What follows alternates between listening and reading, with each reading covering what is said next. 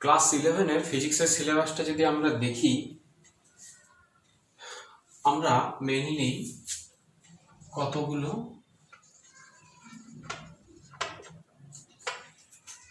Topic দেখতে পাবো। যেমন কিছু চ্যাপ্টার মেকানিক্স থেকে থাকবে। মেকানিক্স থেকে কোন চ্যাপ্টারগুলো, যেমন আমরা স্মৃতিবিজ্ঞানটা বলতে পারি, যেমন ঘর্ষণ, নিউটনের সূত্র, এই সব জিনিসগুলো আমরা এখান থেকে পড়ব। তারপর কিছু পোর্শন আমার থাকবে থার্মোডাইনামিক্স থেকে, থার্মোডাইনামিক্স, যেটাকে আমরা আরো ভালো করে বললে হিট অ্যান্ড থার্মোডাইনামিক্স বলবো। এখান থেকে কিছু চ্যাপ্টার থাকবে। আর কিছু চ্যাপ্টার আমার পড়বে GPM, general properties of matter, এইটা থেকে। এখানে কোন চ্যাপ্টারগুলো পড়ছে, যেমন উদস্থিতিবিদ্যা, সান্দ্রতা, পৃষ্ঠটান, এই জিনিসগুলো। তাহলে সেগুলোকে আমরা শর্টে লিখবো GPM, general properties of matter. আরেকটা যে পোর্শন বাকি থাকে সেটা হচ্ছে ওয়েভ এন্ড অসিলেশন।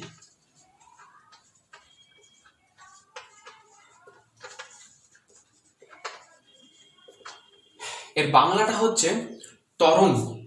তরঙ্গ গতি নিয়ে আমরা এখানে পড়াশোনা করব। তো এইবার প্রশ্নটা একটা উঠতে পারে যে আপনি ইংলিশ টার্মগুলো ইউজ করছেন, বাংলা টার্মগুলো সেরকম ইউজ করেননি।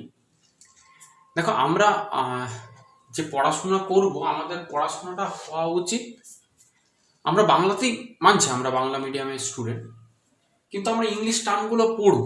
কারণ এর পরবর্তীকালে আমরা যখন জয়েন্ট দেব বা জয়েন্ট না দিলেও বিভিন্ন হয়তো এন্ট্রান্স এক্সামগুলো দিচ্ছি, যেমন বিএইচইউ, জেএনইউর এন্ট্রান্স এক্সামগুলো, সেখানে যে কোশ্চেনগুলো আমার কিন্তু বাংলাতে থাকবে না, সেগুলো ওই জন্য আমাদেরকে ইংলিশটা একটু জেনে ফেলতে হবে।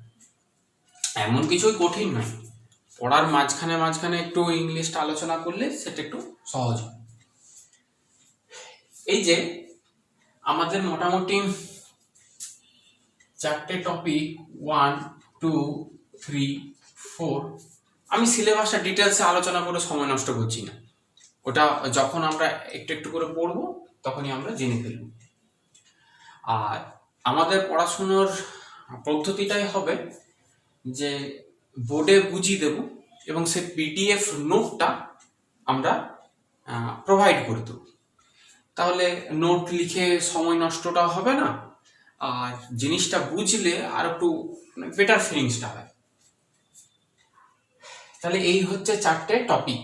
আমরা এইচএসে মানে ক্লাস 11 আমাদের আসবে 70 নাম্বার, এবং আমরা এমনভাবে পড়াশোনা করব যাতে একদম বেসিক থেকে একদম অঙ্ক টঙ্ক এমনভাবে যেন প্র্যাকটিস করি যাতে আমাদের ডাব্লিউবি জয়েন্ট এগুলো যেন কভার হয়ে যায়। এইবার আমি যখন 11-এর বইটা খুলবো, তোমরা সবাই আশা করি যে বইটা তোমরা ফলো করো সেটা হচ্ছে ছায়া প্রকাশনীর বইটা, জোয়ারি মজুমদার মাইতি। তাছাড়াও বাজারে অনেক ভালো বই আছে। তো সেই বইয়ের তুমি মোটামুটি কিছু পেজ যদি খুলে দেখবে কিছু গ্রাফ এবং এই ধরনের কিছু সাইন, এইগুলোর সাথে আমরা দেখতে পাই, কিন্তু এইগুলোর সাথে আমরা আগে থেকে পরিচিত নই, ওই জন্য আমাদের ফিজিক্সটাকে কঠিন মনে হয়। তো আমরা যখন এখানে পড়াশোনা করব, এই 4টে টপিক শুরুর আগে একটা হিডেন সিলেবাস থাকে। হিডেন সিলেবাস মানে কিছু লোকানো একটা সিলেবাসের মতো। এখানে আমরা গ্রাফিক্যাল কনসেপ্ট পড়ব। গ্রাফিক্যাল কনসেপ্ট পড়ার পর আমরা পড়ব ক্যালকুলাস। এই ক্যালকুলাসের মধ্যেই ইন্টিগ্রেশন, ডিফারেন্সিয়েশন,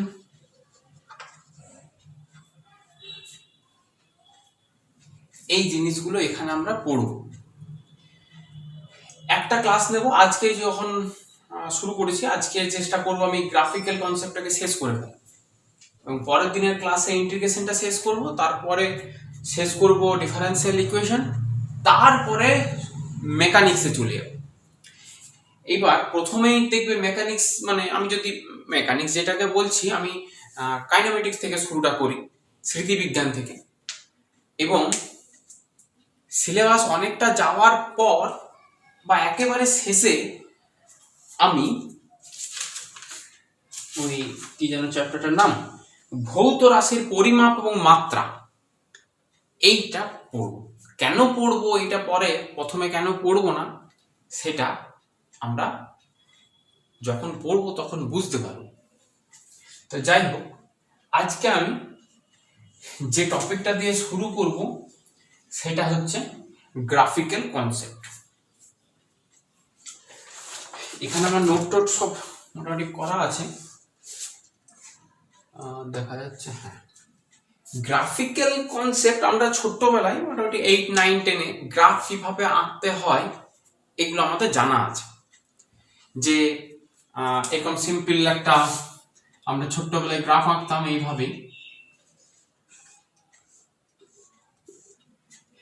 এক্স এর ভ্যালু 0 পুট করলাম, 1 পুট করলাম, 2 দিয়ে মনে করা যাক একটা সমীকরণ দিয়ে দিয়েছে x equal to 4x, sorry y equal to 4x। তাহলে একবার x এর মান 0 বসালাম, y এর মান এলো 0, 1 বসালে 4, 2 বসালে 8। তারপর আমরা গ্রাফটা আঁকতে শুরু করি। যে এইদিকে আমি x প্লট করব, এটা O পয়েন্ট, এদিকে y,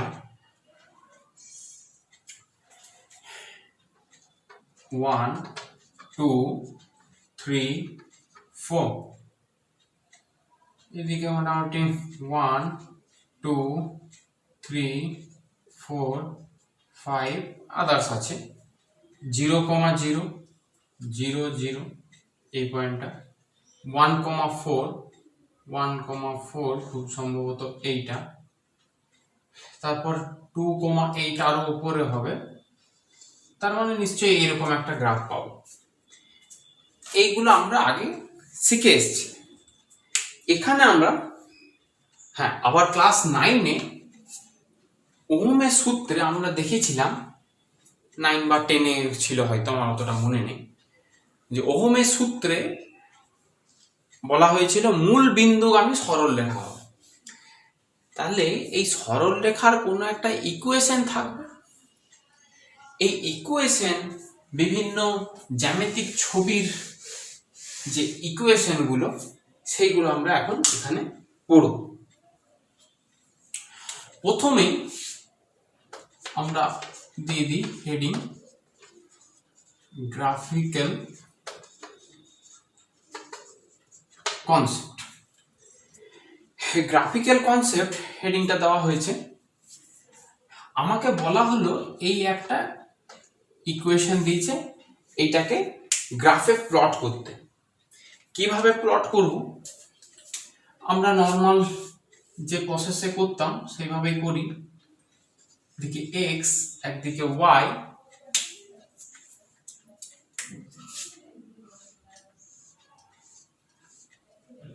জিরো 1, 2, 3, 0 পুট করলে 0, 1, 1, 2, 2, 3, 3। তাহলে গ্রাফটা যেরকম হবে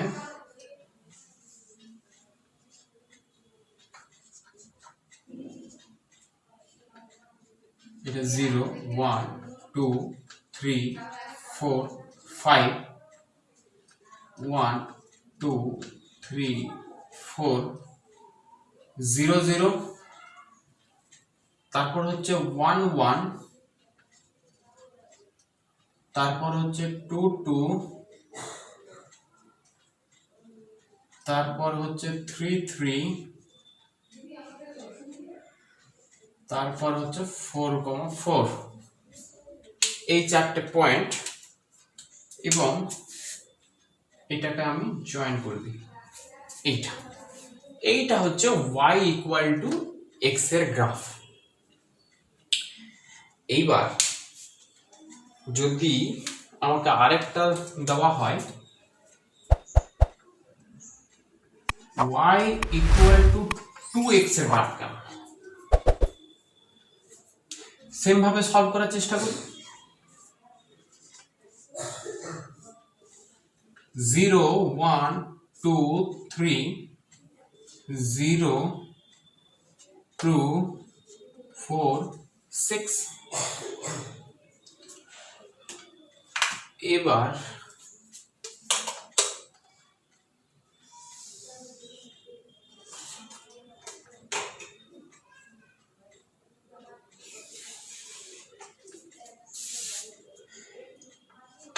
x এদিকে y, এটা 0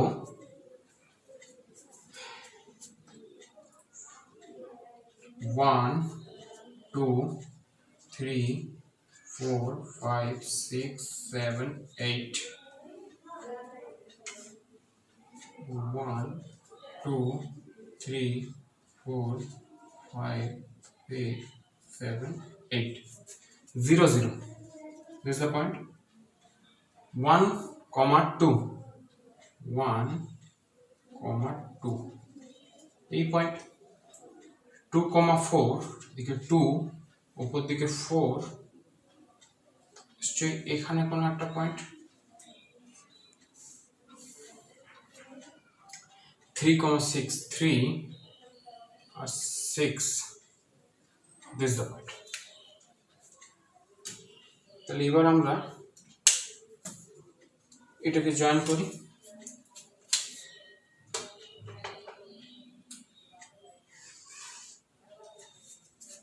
এইরকম একটা লাইন হবে।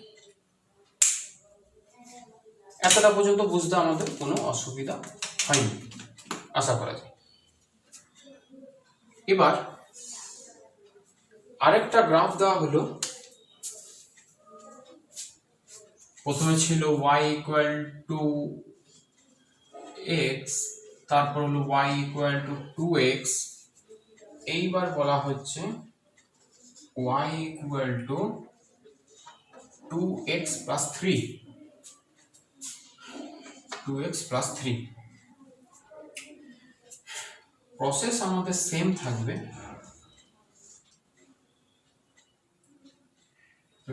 x y,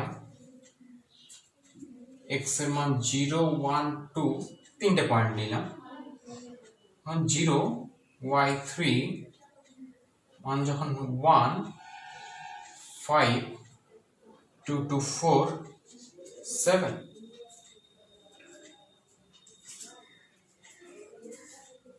দেখা যাচ্ছে? হ্যাঁ, ঠিক।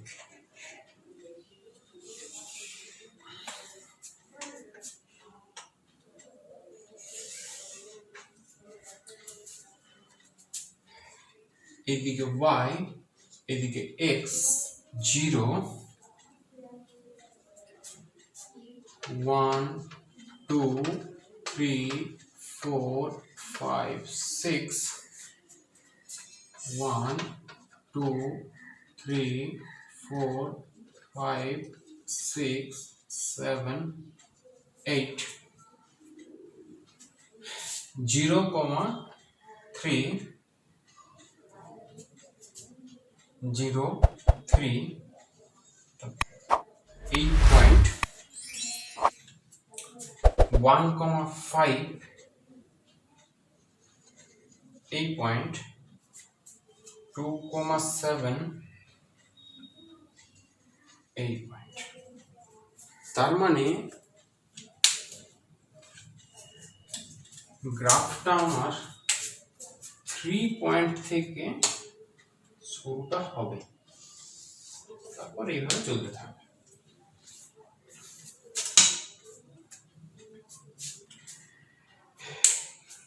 এটা খুব ভালো করে আমরা লক্ষ্য করি। y equal to 2x plus 3 গ্রাফটা এলো এরকম। বাকিগুলো আমরা এবার মুছে দিচ্ছি। এখান থেকে একটা ইম্পর্টেন্ট আমরা ইকুয়েশন পাবো, y equal to 2x plus 3। এখানে y এবং x হচ্ছে ভ্যারিয়েবল,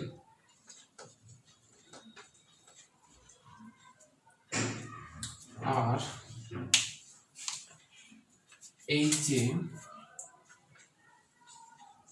2, 3 এইগুলো হচ্ছে কনস্ট্যান্ট।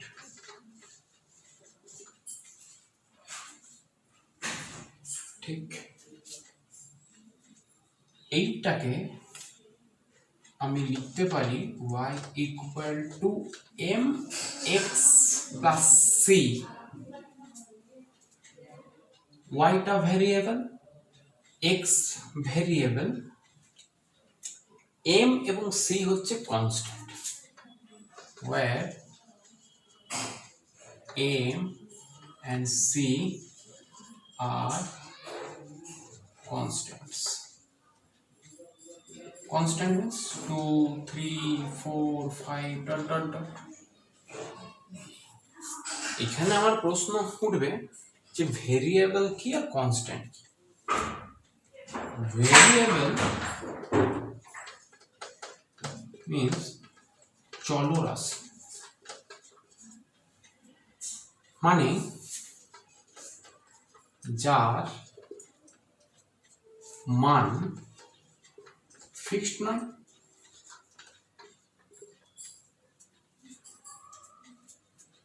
কনস্ট্যান্টের ভ্যালু ফিক্সড, যেমন 2 এর ভ্যালু 2, 3 এর ভ্যালু অলওয়েজ 3 হবে, এইরকম। এই জিনিসটাকে বলছে কনস্ট্যান্ট। এই যে y equal two mx plus c হইল, m এর জায়গায় যদি 2 হয় আর c এর জায়গায় যদি 3 হয়, তাহলে আমার গ্রাফটা হচ্ছে এইরকম। এই গ্রাফটাকে আমরা কিরকম দেখে কি মনে হচ্ছে? Straight line.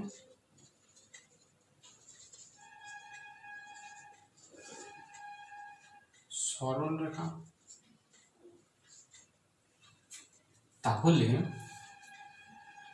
আমি বলতে পারি y equal to mx plus c,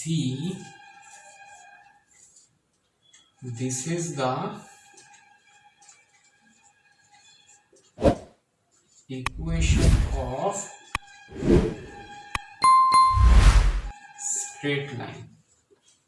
এটি হচ্ছে সরল রেখার ইকুয়েশন। এটা আমাদেরকে মনে রাখতে হয়, y equal to mx plus c হচ্ছে সরল রেখার ইকুয়েশন। এখানে আরো কতগুলো জিনিস জানার আছে।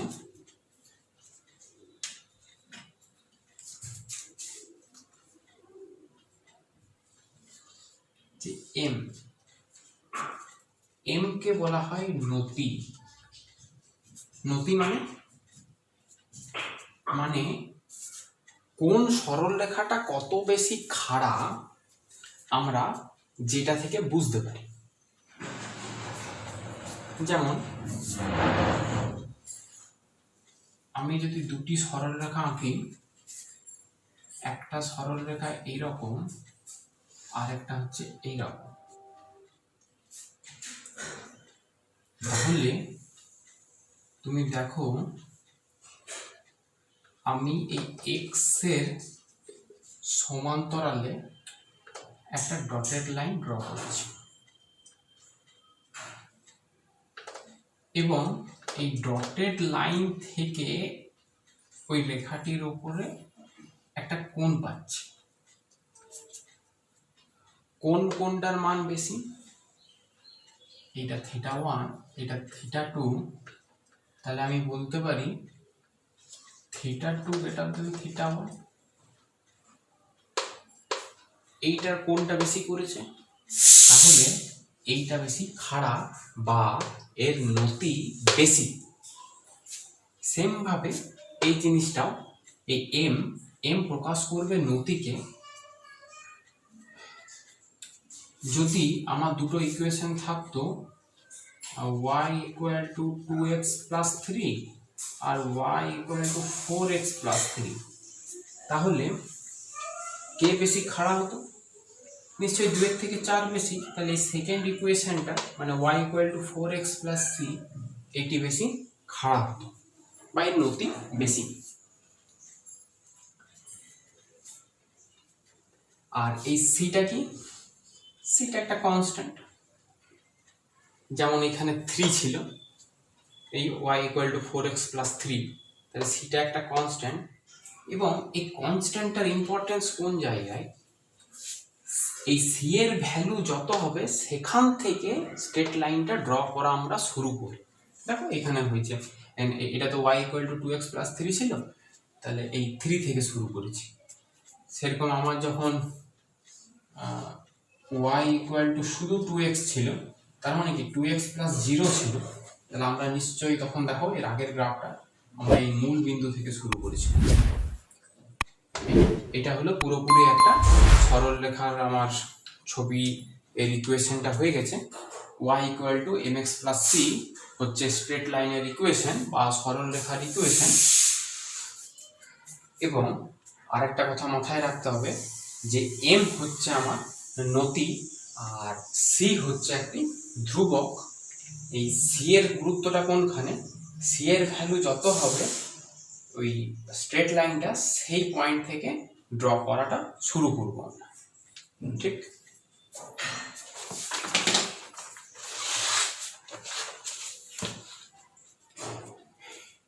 এখানে আর একটা ছোট্ট কথা বললে ভালো, পরবর্তীকালে আমার কাজে লাগবে।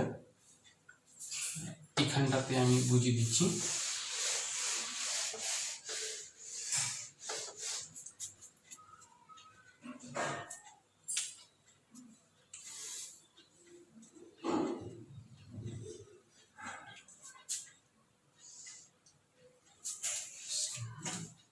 স্কেল ইউজ করি তাহলে ছবিটা ভালো হবে।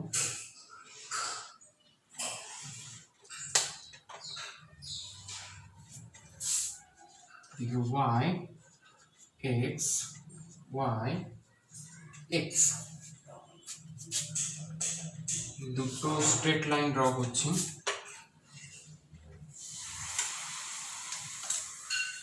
দুটো স্ট্রেট লাইন ড্র করলাম। আমাদেরকে দেখতে হবে নতিটা কিরকম হচ্ছে। নতি করার স্টেপটা হচ্ছে মানে নতি বের করার, এই এক্স অক্ষের সমান্তরালে একটা লাইন ড্র করে দিলাম। এইবার আমি এই কোণটা দেখব। সবসময় মনে রাখতে হবে এই কোণটার ভ্যালু যদি 90 ডিগ্রির থেকে ছোট হয় তাহলে নতিকে ইংলিশে বলে স্লোপ কি হবে? পজিটিভ স্লোপ হবে। আর এখানে দেখো এই কোণটা 90 ডিগ্রির থেকে বড় হয়ে গেছে,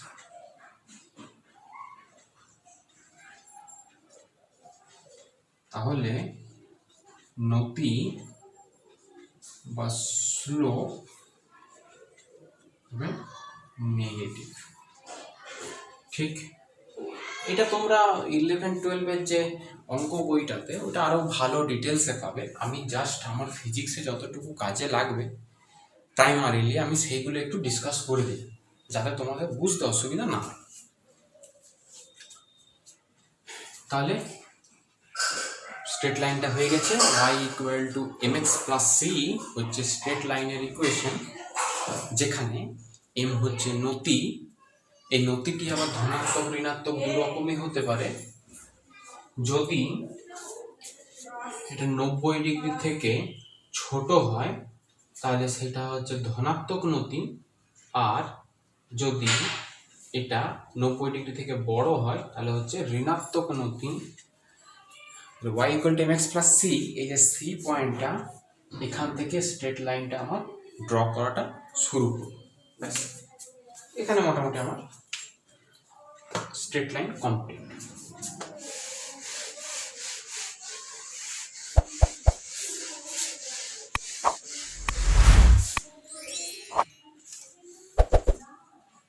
এরপর আমাদের আরো কতগুলো গ্রাফ দেখতে হয়। হচ্ছে y ইকুয়াল টু 1/x এর graph, y equal two 1/x, y equal two 1/x এর গ্রাফটা হবে এদিকে x এইরকম হবে।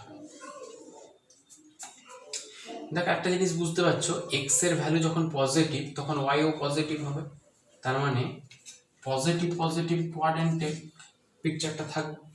আর x এর ভ্যালু যখন নেগেটিভ তখন yটাও নেগেটিভ হবে, তার মানে x নেগেটিভ মানে এই দিকটা, তাহলে y ও নেগেটিভ নিচের দিকটা, মানে এই কোয়াড্রেন্টে থাকবে।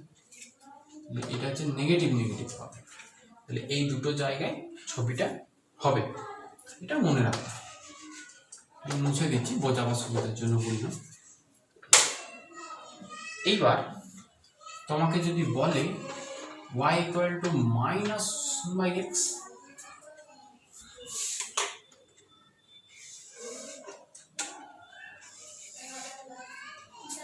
তার মানে এদিকে x এদিকে y, x এর ভ্যালু যদি পজিটিভ নিই, x এর ভ্যালু পজিটিভ, y এর ভ্যালু হচ্ছে নেগেটিভ, তার মানে নিশ্চয়ই আমার এই কোয়াড্রেন্টে থাকবে, মানে আগে যে দুটো কোয়াড্রেন্ট হয়েছিল এবার এই দুটো কোয়াড্রেন্ট। ব্যাস,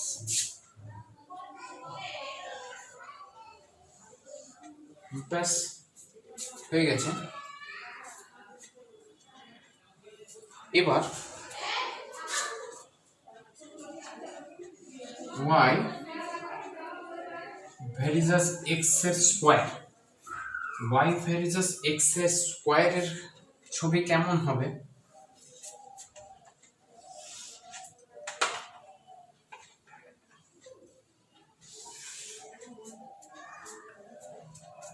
y ইকুয়াল টু x টা ছিল এইরকম,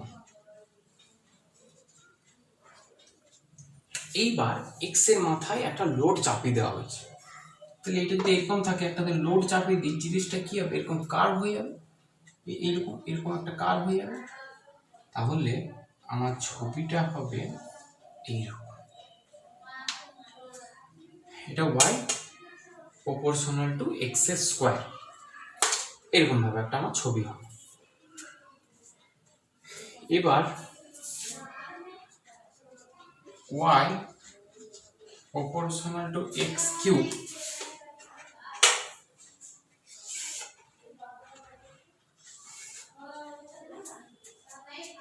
এই ছবিটা এইরকম,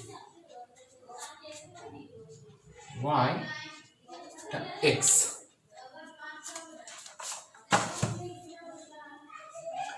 এই চারটে ছবি তোমরা এগুলো প্রত্যেকটা পয়েন্ট বসিয়েও করতে পারো, কিন্তু প্র্যাকটিসটা এমন ভাবে করে ফেলতে হবে যাতে মানে দেখেই বুঝতে পারা যায় যে এটা হচ্ছে 1/x এদিকে হবে, -1/x থাকলে এই কোয়াড্রেন্ট, x এর স্কয়ার, এটা খুব ইম্পর্টেন্ট, অনেক জায়গায় কাজে লাগে এটা।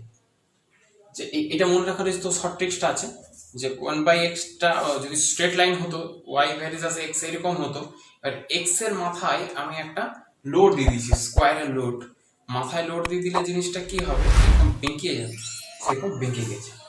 পরে x কিউব আর একটু, এটা বেশ মনেই থাকে, সাধারণত ভুল হয় না। এবার আরো চারটে আমার গ্রাফ আছে, যেমন y ভেরিজাস root x, y ভেরিজাস root x, দেখো এই ছবি, এইদিকে আমি x, এইদিকে y, ছবিটা হয় এইরকম। এটা কিভাবে মনে রাখবে? আমরা যখন রুট পরীক্ষার খাতায় দেখবে শেষ দিকে যখন স্পিডে লিখি, এরকম লিখি রুট এক্স, স্পিডে লেখার সময় জিনিসটা আমার কি হয়? বেঁকে যায়, এই যে বেঁকে যায়, আমি সেইভাবে মনে রাখতে পারি।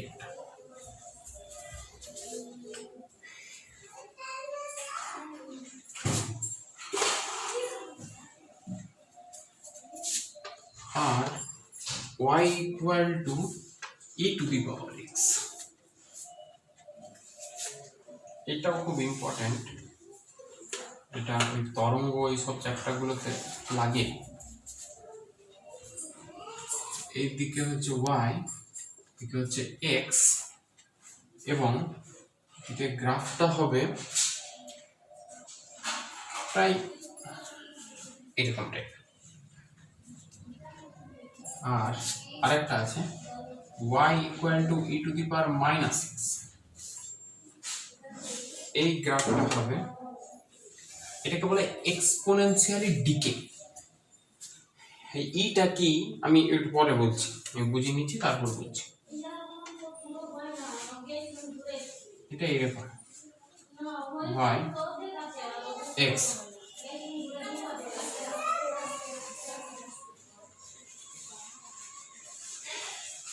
এগুলো হলো মোটামুটি 1 2 3টে ঠিক। গ্রাফ আর সেরকম কিছু গ্রাফটা নেই, তাও এখানে একটা জিনিস বলার আছে যে ইটা, এই ইটা কি বলছে, ইটা এই যে এই ইটা হচ্ছে একটা ধ্রুবক, ঠিক আছে? এই ইটা একটা ধ্রুবক, এটা ডিসকভার করেছিলেন সুইস ম্যাথমেটিশিয়ান, ওনার নাম হচ্ছে বার্নলি। এর ভ্যালু হচ্ছে 2.718 এর মতো। এটা মনে রাখা, মানে জেনে রাখা ভালো, তাহলে বুঝতে সুবিধা হয় যে ইটার কিছুই না, এই 2.7টাকে ই দিয়ে প্রকাশ করা হয়। যেমন আমরা পাইকে 22/7 দিয়ে ডিনোট করি, 22/7, সেরকম একটা ভ্যালু, আর কিছু। আর আমরা ওই ট্রিগোনোমেট্রিতে পড়েছি সাইন থিটা, কস থিটা, এর গ্রাফগুলো একটু আমরা দেখে ফেলি, একটু যদি আলোচনা করে ফেলি তাহলে সুবিধা হবে।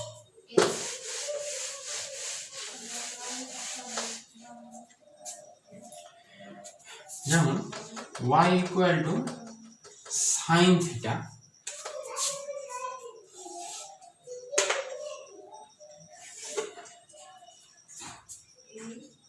y আমরা জানি সাইন, এদিকে আমি থিটাটা যদি প্লট করি, আমি এটা জানি যে সাইন 0 কত হয়, 0, তাহলে থিটার ভ্যালু যখন 0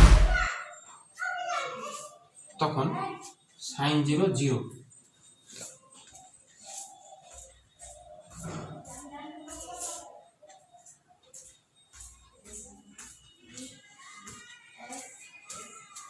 সাইন 0 0, সাইন থিটার ম্যাক্সিমাম যে ভ্যালুটা হবে ওটা +-1 এর মধ্যে থাকে। তাহলে আমার এই গ্রাফটা হবে এরকম করে, এটা হচ্ছে +1, এটা হচ্ছে -1, ঠিক আছে? এদিকে y, এদিকে থিটা প্লট করা হয়েছে, এটা হচ্ছে মূল বিন্দু থেকে পয়েন্টটা শুরু হয়। y equal to cos থিটার যে গ্রাফটা,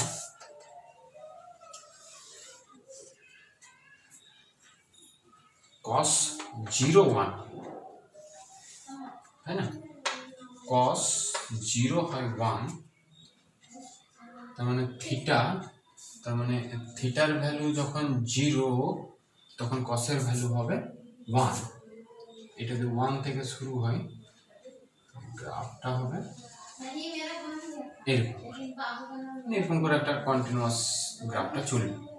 -1, এটা -1, এটা হচ্ছে 0, এইরকম।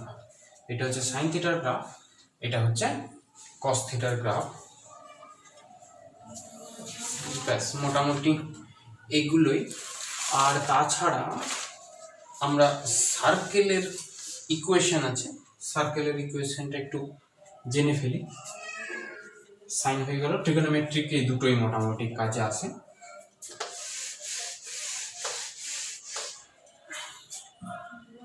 এবার সার্কেল, সার্কেলের যে ইকুয়েশনটা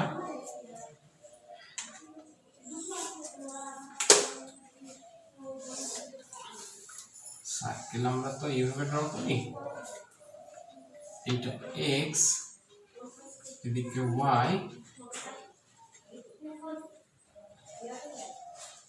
এটা হচ্ছে 0,0 এর মূল বিন্দুটা, মানে কেন্দ্রটা মূল বিন্দুতেই আছে, এবং এই যে ব্যাসার্ধটা রেডিয়াসটা, এই রেডিয়াসটা যদি আমরা এ ধরে নিই এ, তাহলে সার্কেলের ইকুয়েশনটাকে আমরা লিখবো x square plus y square equal to r square. এটা হচ্ছে একটা সার্কেলের ইকুয়েশন। এইবার যদি বলতো যে এই সার্কেলটা মানে এই যে এটা একটা বিশেষ টাইপের, তো কারণ এর কেন্দ্রটা মূল বিন্দুতে অবস্থিত।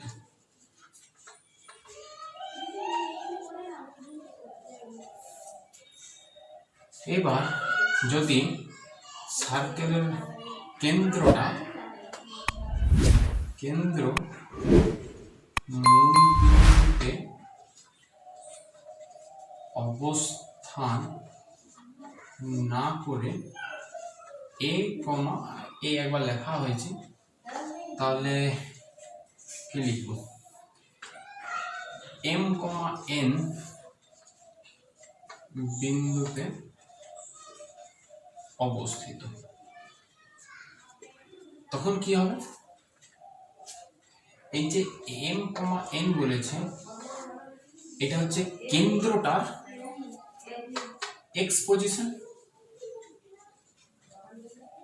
এক্স কোঅর্ডিনেট এটা, আর এটা হচ্ছে কেন্দ্রটার ওয়াই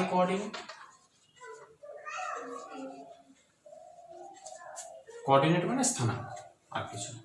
তাহলে এই ইকুয়েশনটা হবে এক্স, এই এক্স এর সাথে এই এক্স এর টার্মটা মানে এম বিয়োগ করব, প্লাস ওয়াই মাইনাস এন এর square equal to a square.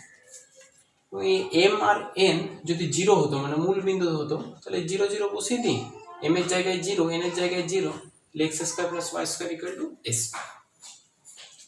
এটা আমার হয়ে গেল সার্কেল। এরপর আমি আরেকটা টার্ম আছে, যদি এই ধরনের কোন একটা ইকুয়েশন দেয় আমাকে, y square equal to 4ax, ঠিক আছে, y square equal to 4ax এর যে সমীকরণ মানে ছবিটা হবে, এদিকে y আর এদিকে যদি x, তাহলে ছবিটা হবে এইরকম, আর y square equal to minus 4ax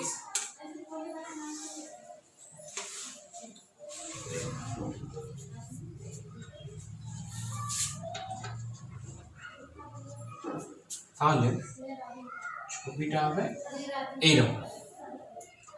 এবং এইগুলোকে হচ্ছে প্যারাবোলার ইকুয়েশন, প্যারাবোলা বলছে। এই যে ছবিগুলোকে না, এগুলোকে বলছে প্যারাবোলা, আর এগুলো হচ্ছে প্যারাবোলার equation. y square equal to 4ax, y square equal to minus 4ax। মানে এইগুলো আমরা ফিজিক্সে কিভাবে কাজে লাগবে সেটা আমি একটু বলে দিই। ধরা গেল তোমাকে বলেছে একটা এনার্জির সাথে, মনে করো এনার্জির কোন একটা তুমি সূত্র বের করেছো, তোমার কোন একটা সমীকরণ বেরিয়েছে y স্কয়ার y এনার্জি, এবার এর সাথে আমার কিছু একটা বেরিয়েছে, মনে করো y proportional to x square বেরিয়েছে, একটা x কোন একটা এরকম রাশিমালা। তো আমাকে বলবে যে y এর সাথে x এর গ্রাফটা কেমন, এদিকে e প্লট করো, এদিকে x প্লট করো, তুমি দেখেন কি রকম হবে। যে এখানে একটা লক্ষ্য করো যে যার মাথায় স্কয়ার, মানে এই যে ছবিটা কাকে কেন্দ্র করে কোলটা হয়েছে, সিঙ্গেল পাওয়ার, যার মাথায় সিঙ্গেল আছে, তাই এর মাথায় বা সিঙ্গেল আছে, তাহলে এইখানে যে ছবিটা সেটা তাহলে কেমন হওয়া উচিত, এরকম। তাহলে এখানে আমি y square equal to 4ax পেয়েছি, y square equal to minus 4ax, সেরকম x equal to 4ay square আর x equal to 4 minus 4ay square, এই ধরনের আমি পেতে পারি।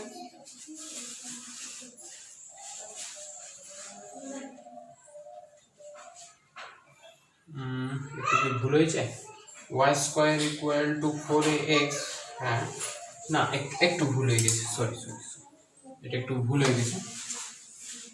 হ্যাঁ, x square equal to 4ay আর x square equal to minus 4ay, এইগুলো হচ্ছে প্যারাবোলার ইকুয়েশন। তার মানে একটা হচ্ছে ডবল পাওয়ার, একটি সিঙ্গেল পাওয়ার যদি আমার থাকে আমি বুঝে যাব যে ওইটা হবে একটা প্যারাবোলা, ঠিক।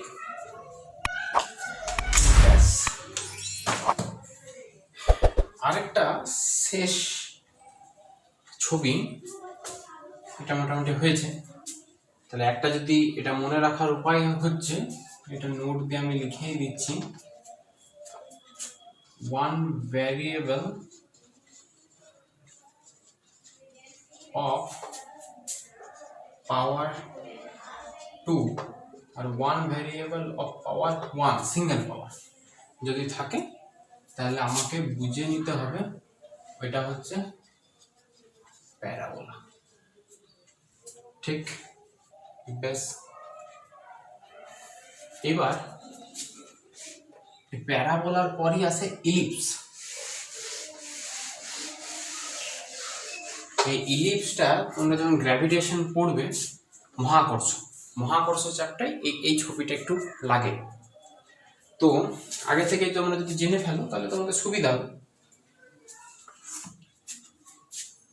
ইলিপসের ছবিটা কেমন,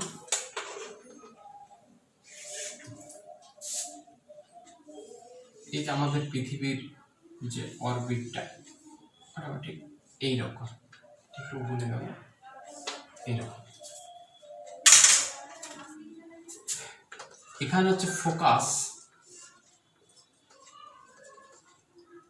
এইটাকে বলে সেন্টার,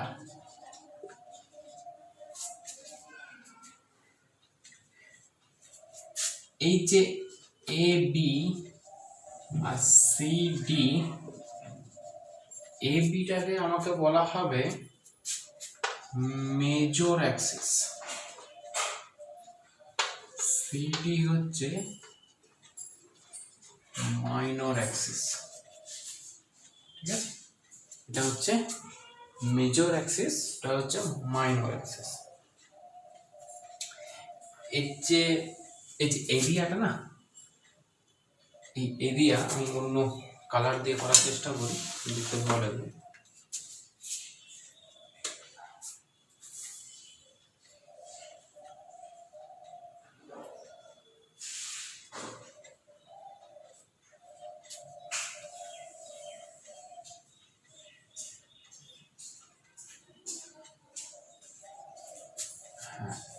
এই যে এ বি মেজর অ্যাক্সিস, এইটা আমার 2x বা 2a ধরি, সব থেকে বেটার 2a, আর এটা হচ্ছে 2b। তাহলে সেমি মেজর অ্যাক্সিস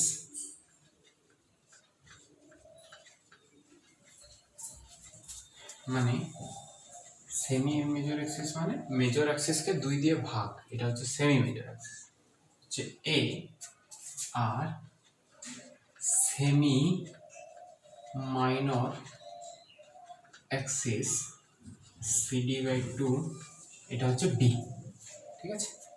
এটা হচ্ছে a, এটা হচ্ছে b। যদি হয় তাহলে এই ইলিপসটার এরিয়া হবে area of ellipse into pi, মানে pi ab, আমি বলতে পারি pi into semi major axis into semi minor Axis এটা। আর এই যে হ্যাঁ এরিয়া, এরিয়া মানে কোনটা, এইটা হচ্ছে এরিয়া।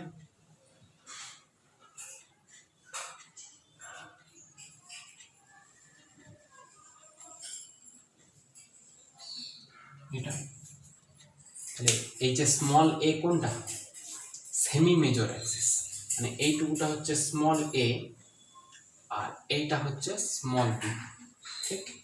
এটা হচ্ছে ইলিপসের এরিয়া। আর ইলিপসের যদি ইকুয়েশন বলে, ইকুয়েশনটা হবে x square by a square plus y square by b square equal to 1। এইটা হচ্ছে আমার ইলিপসের ইকুয়েশন।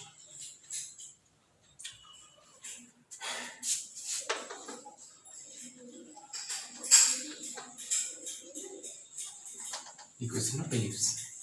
ব্যাস মোটামুটি সবই কমপ্লিট। শুধু একটা লাস্ট টপিক বাকি আছে।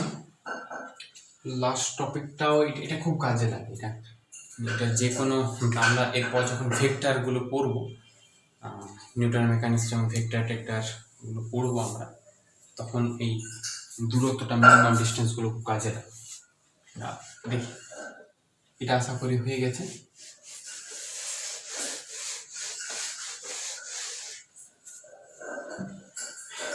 হেডিংটা দেবো এইভাবে, ডিস্টেন্স বিটুইন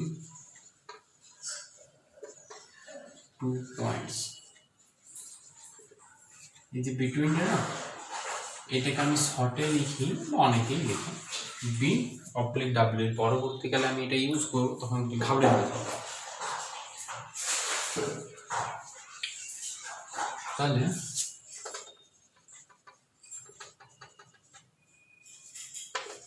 এ বি দুটো পয়েন্ট আছে, এটা x1 y1, এটা x2, y2। তাহলে এই যে দূরত্বটা, এই দূরত্বটা কত হবে জানো? A B equal to root over x2 এর square plus y2 minus y1 এর স্কোয়ার ইউনিট। একটা উদাহরণ দেখি, যদি এ বি দুটো পয়েন্ট 2, 3, 4, 5 আচ্ছা, তাহলে এই দুটোর মধ্যে ডিস্টেন্স কত হবে? এ বি ইকুয়াল টু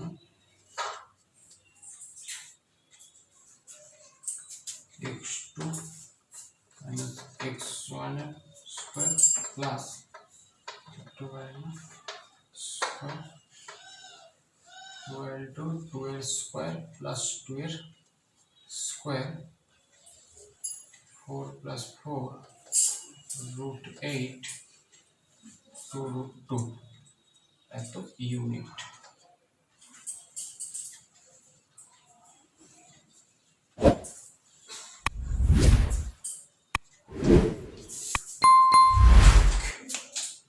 তাহলে আমাদের পুরোপুরি গ্রাফিক্যাল যে কনসেপ্টের ব্যাপারগুলো ছিল সেগুলো সব কমপ্লিট হয়ে গেল। আগের দিন আমরা গ্রাফিক্যাল কনসেপ্ট, যেটা আমরা ফিজিক্সের হেডিং দিয়ে দিই, প্রথম দিন আমরা পড়েছিলাম মানে ক্লাস 1-এ যে গ্রাফিক্যাল কনসেপ্ট। আজকে আমরা পড়ব ক্যালকুলাস। এই ক্যালকুলাস জিনিসটা কি, এর মধ্যে দুটো পার্ট আছে, ঠিক আছে, দুটো পার্ট। একটা হচ্ছে ডিফারেন্সিয়েশন, আরেকটা হচ্ছে ইন্টিগ্রেশন। আজকে ক্লাস 2-তে আমরা ডিফারেন্সিয়েশন বা ডেরিভেটিভটা পড়ব। এইবার প্রশ্নটা হচ্ছে যে ডেরিভেটিভটা কেন পড়ব আমরা? আমাদের নিশ্চয়ই কোনো একটা জায়গায় প্রবলেম হয়েছিল, এই প্রবলেমটাকে আমরা যখন রেকটিফাই করব সেই জন্য দেখা যাবে যে ডেরিভেটিভটা আমরা পড়লাম। তো আগের দিন দেখবে ক্লাসে স্লোপ নিয়ে আলোচনা করা হয়েছে।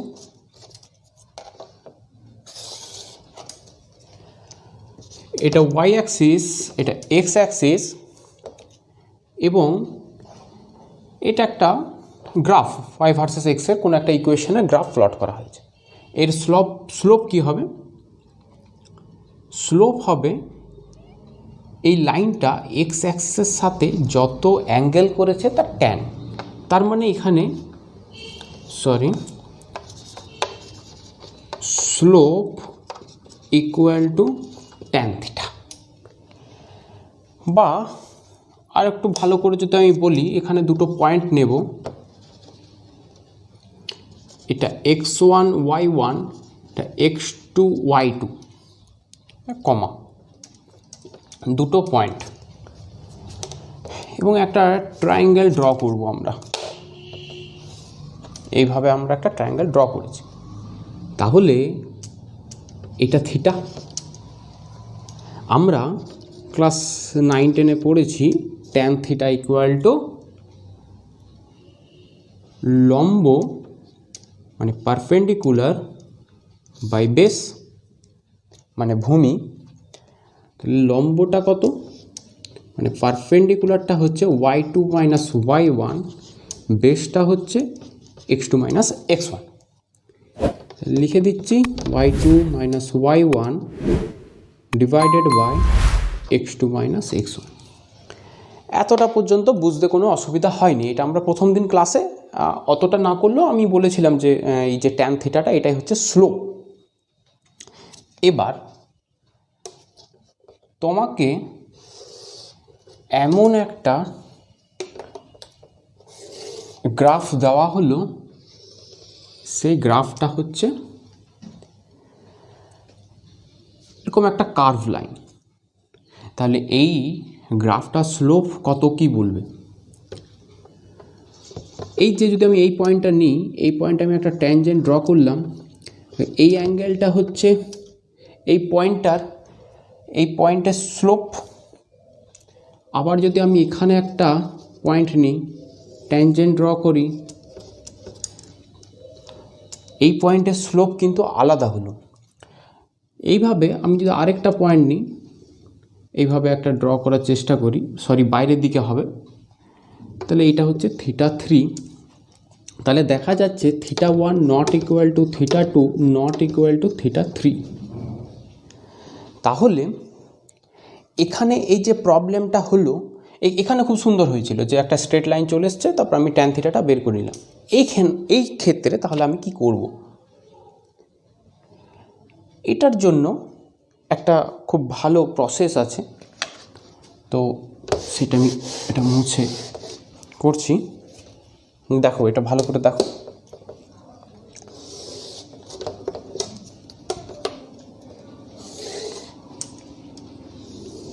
এই যে একটা কার্ভ লাইন, আমরা সবাই জানি যে পৃথিবীর যে ভূপৃষ্ঠ মানে পৃথিবী, ওপরটা এটা তো গোল, কিন্তু ওপরে আমাদের সমতল মনে হয়। কেন কি?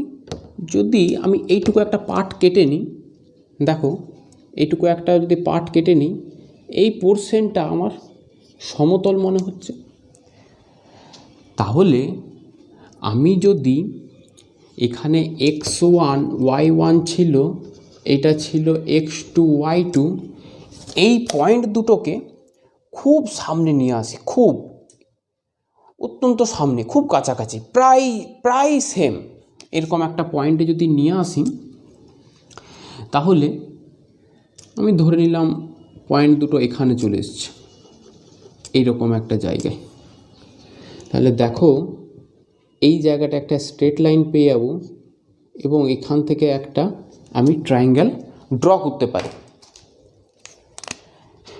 এই যে x1y1টা এই পয়েন্টে এলো এবং x2y2টা এখানে এঁকে দিয়েছি। এবার এই পুরো ফিগারটাকে তুমি যদি একটা ম্যাগনিফাইং গ্লাস দিয়ে দেখো তাহলে তোমার কাছে ছবিটা হবে এই রকম। এই পয়েন্টটা হচ্ছে x1y1, এইটা x2y2, এবং এইটা যদি থিটা হয় তাহলে ট্যান থিটা ইকুয়াল টু কত হবে? Tan theta equal to same height by base, মানে perpendicular by base, y2 minus y1 by x2 plus x1। দুটোতেই সেম এসছে, মানে কনসেপ্টটা সেম, কিন্তু এখানে ভালো করে দেখো y2 মাইনাস y1টা কিন্তু বড়, আর x2 মাইনাস x1টাও কিন্তু বেশ বড়। কিন্তু এক্ষেত্রে এটা তো তুমি জুম আউট করে ফিগারটা করেছো, আসলে তো ফিগার হচ্ছে এইটা। y2 minus y1 almost zero, zero নয় অলমোস্ট জিরো, মানে খুব কাছে। আর x2 minus x1 almost zero, মানে টেন্স টু জিরো আমি বলতে পারি। এইটাকেই নোটেশন দিয়ে আমি লিখতে পারি, বা আমি একবার ল্যাঙ্গুয়েজে লিখছি। ল্যাঙ্গুয়েজে বোর্ডটা হয়তো দেখা যাবে না, আমি এই ফিগারটা উঁচে দিচ্ছি, তার কাজে লাগবে না।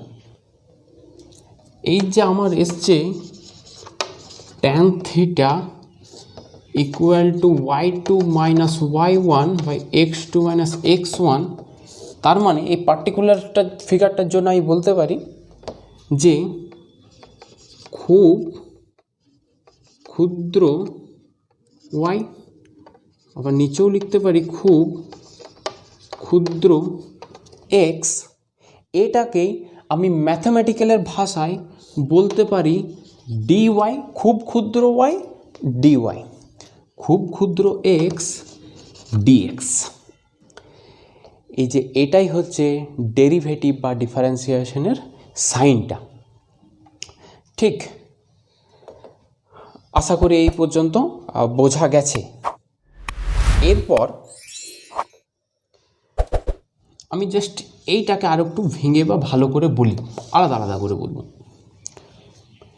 ডিওয়াই একটু ভিজুয়ালাইজ করো যে ডিওয়াই জিনিসটা কি। বলছে তোমার কাছে এরকম একটা লাঠি আছে, পুরোটা লেন্থ যদি ওয়াই হয় তাহলে অনেক টুকরো টুকরোতে ভেঙে দিয়েছো, তাহলে এই যে খুব ছোট্ট একটা কি বলবো স্কেলটার অংশটাকে তুমি বলতে পারো ডিওয়াই, বা ডিওয়াই হচ্ছে স্মল পার্ট অফ ওয়াই।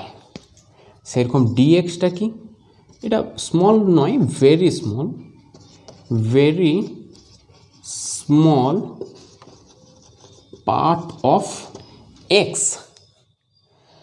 বা তুমি আরেকটা জিনিস বলতে পারো, এটাকে আর একটু অন্যভাবে ভাবো, যে ডিওয়াইটা হচ্ছে ওয়াই এর খুব ক্ষুদ্র পরিবর্তন বা পরিবর্তন একটা। মানে তুমি স্কেলের উদাহরণটা দেখেই ভাবো, স্কেল ছিল, প্রথমে স্কেল ছিল এইটা ওয়াই, তারপর স্কেলটাকে তুমি ভেঙে একটা টুকরো করেছো, এইটাকে বলছি আমি ডিওয়াই। তার মানে স্কেলটার তো পরিবর্তন হয়েছে, তাহলে এই পরিবর্তনটাকে আমরা বলছি ডিওয়াই। সেরকমভাবে এক্সটাও বোঝা গেছে, ব্যাস। এরপর আমি আরেকটা ধারণা দিই, হ্যাঁ এগুলো আমরা আলাদা আলাদাভাবে আলোচনা করলাম, ডিওয়াই ডিএক্স।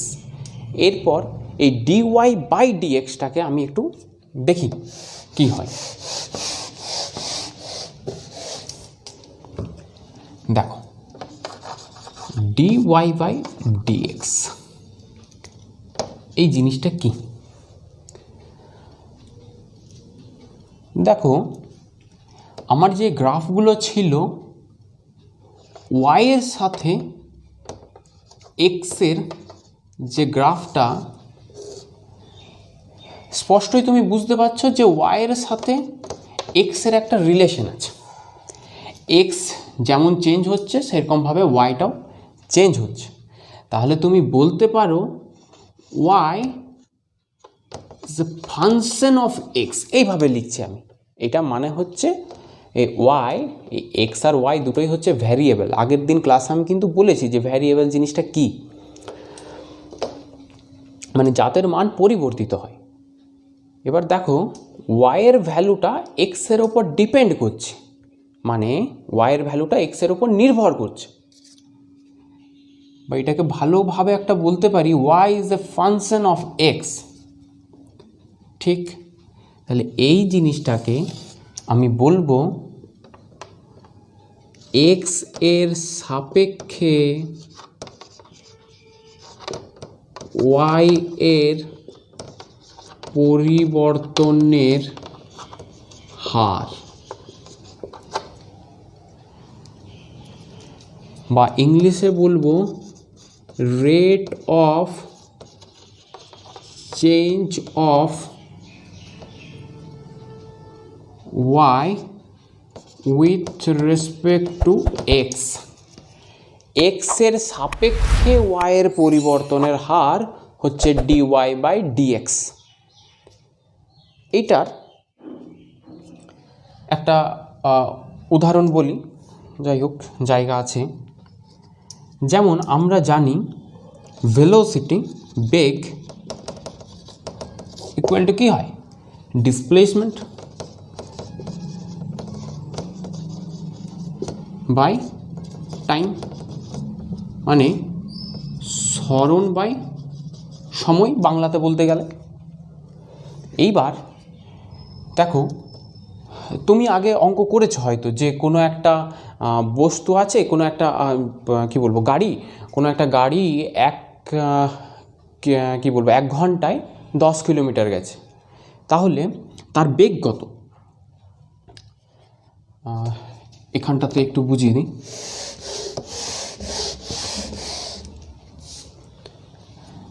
তাহলে বলা আছে তোমার ভেলোসিটি হচ্ছে 10 কিমি পার আওয়ার, তার মানে হচ্ছে ভি ইকুয়াল টু 10 কিমি পার 1 আওয়ার। এই দেখো ওপরটা আমরা আগে ছোটোবেলায় এটাকে এস করতাম, এটাকে টি করতাম, এস বাই টি। এই যে সরণ হয়েছে তার মানে কি গাড়িটা এখানে ছিল 10 কিলোমিটার গেছে, দিয়ে এখানে এসছে। ডিস্টেন্স বলা যাবে না, আমাকে ডিসপ্লেসমেন্ট বলতে হবে, ঠিক আছে। সরণ কতটা হয়েছে? এই যে এতটা, এইটা তো একটা চেঞ্জ। তাহলে এইটাকে আমি বলতে পারি ডিএস। এই যে আগে যেটাকে আমি এস লিখতাম সেটাকে আমি এইভাবে ভাবছি যে সরণটা তো কী হয়েছে? পরিবর্তন হয়েছে, মানে সরণ হয়েছে কতটা, লিখছি ডিএস। এই যে 1 ঘন্টা টাইম নিশ্চয়ই 0 থেকে শুরু হয়েছিল, 1 পর্যন্ত গেছে, এইটাকে আমি বলছি ডিটি, সময়ের পরিবর্তন। তাহলে আমি বলতে পারি velocity equal to ds by dt. খুব ইম্পর্ট্যান্ট।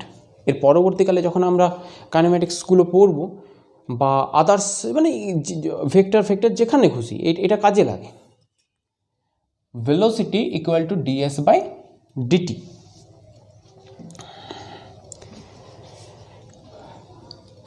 আবার আমরা জানি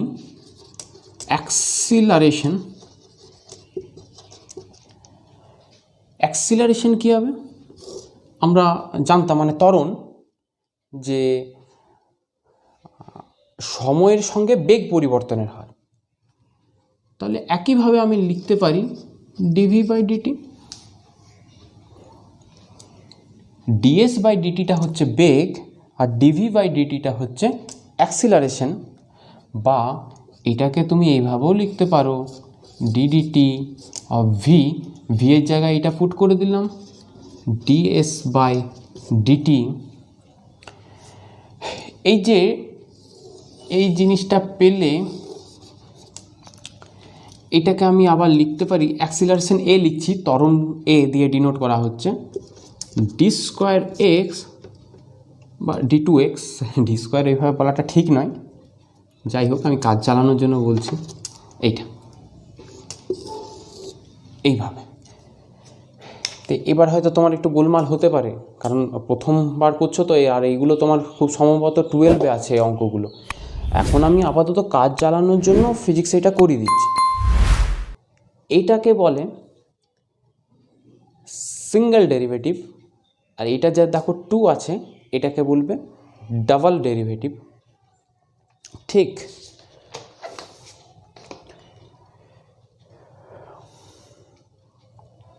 হ্যাঁ। আর এখান থেকে এবার দেখো ওখানটা একটু ভালো করে বলে দিই যে v equal to ds by dt, এটাকে তুমি এইভাবে নোটেশন দিয়ে লিখতে পারো, সিঙ্গেল ডেরিভেটিভ তো এইভাবে লিখলি। আর অ্যাক্সিলারেশন ডিভিডিটি বা d two x by square. ঠিক, তাহলে এইটাকে তুমি লিখতে পারো এইভাবে একটা নোটেশন। এটা একটা প্রাইম আছে, তার মানে ফার্স্ট অর্ডার ডেরিভেটিভ হয়েছে, এটা দুটো প্রাইম, তার মানে সেকেন্ড অর্ডার ডেরিভেটিভ হয়েছে। ব্যাস,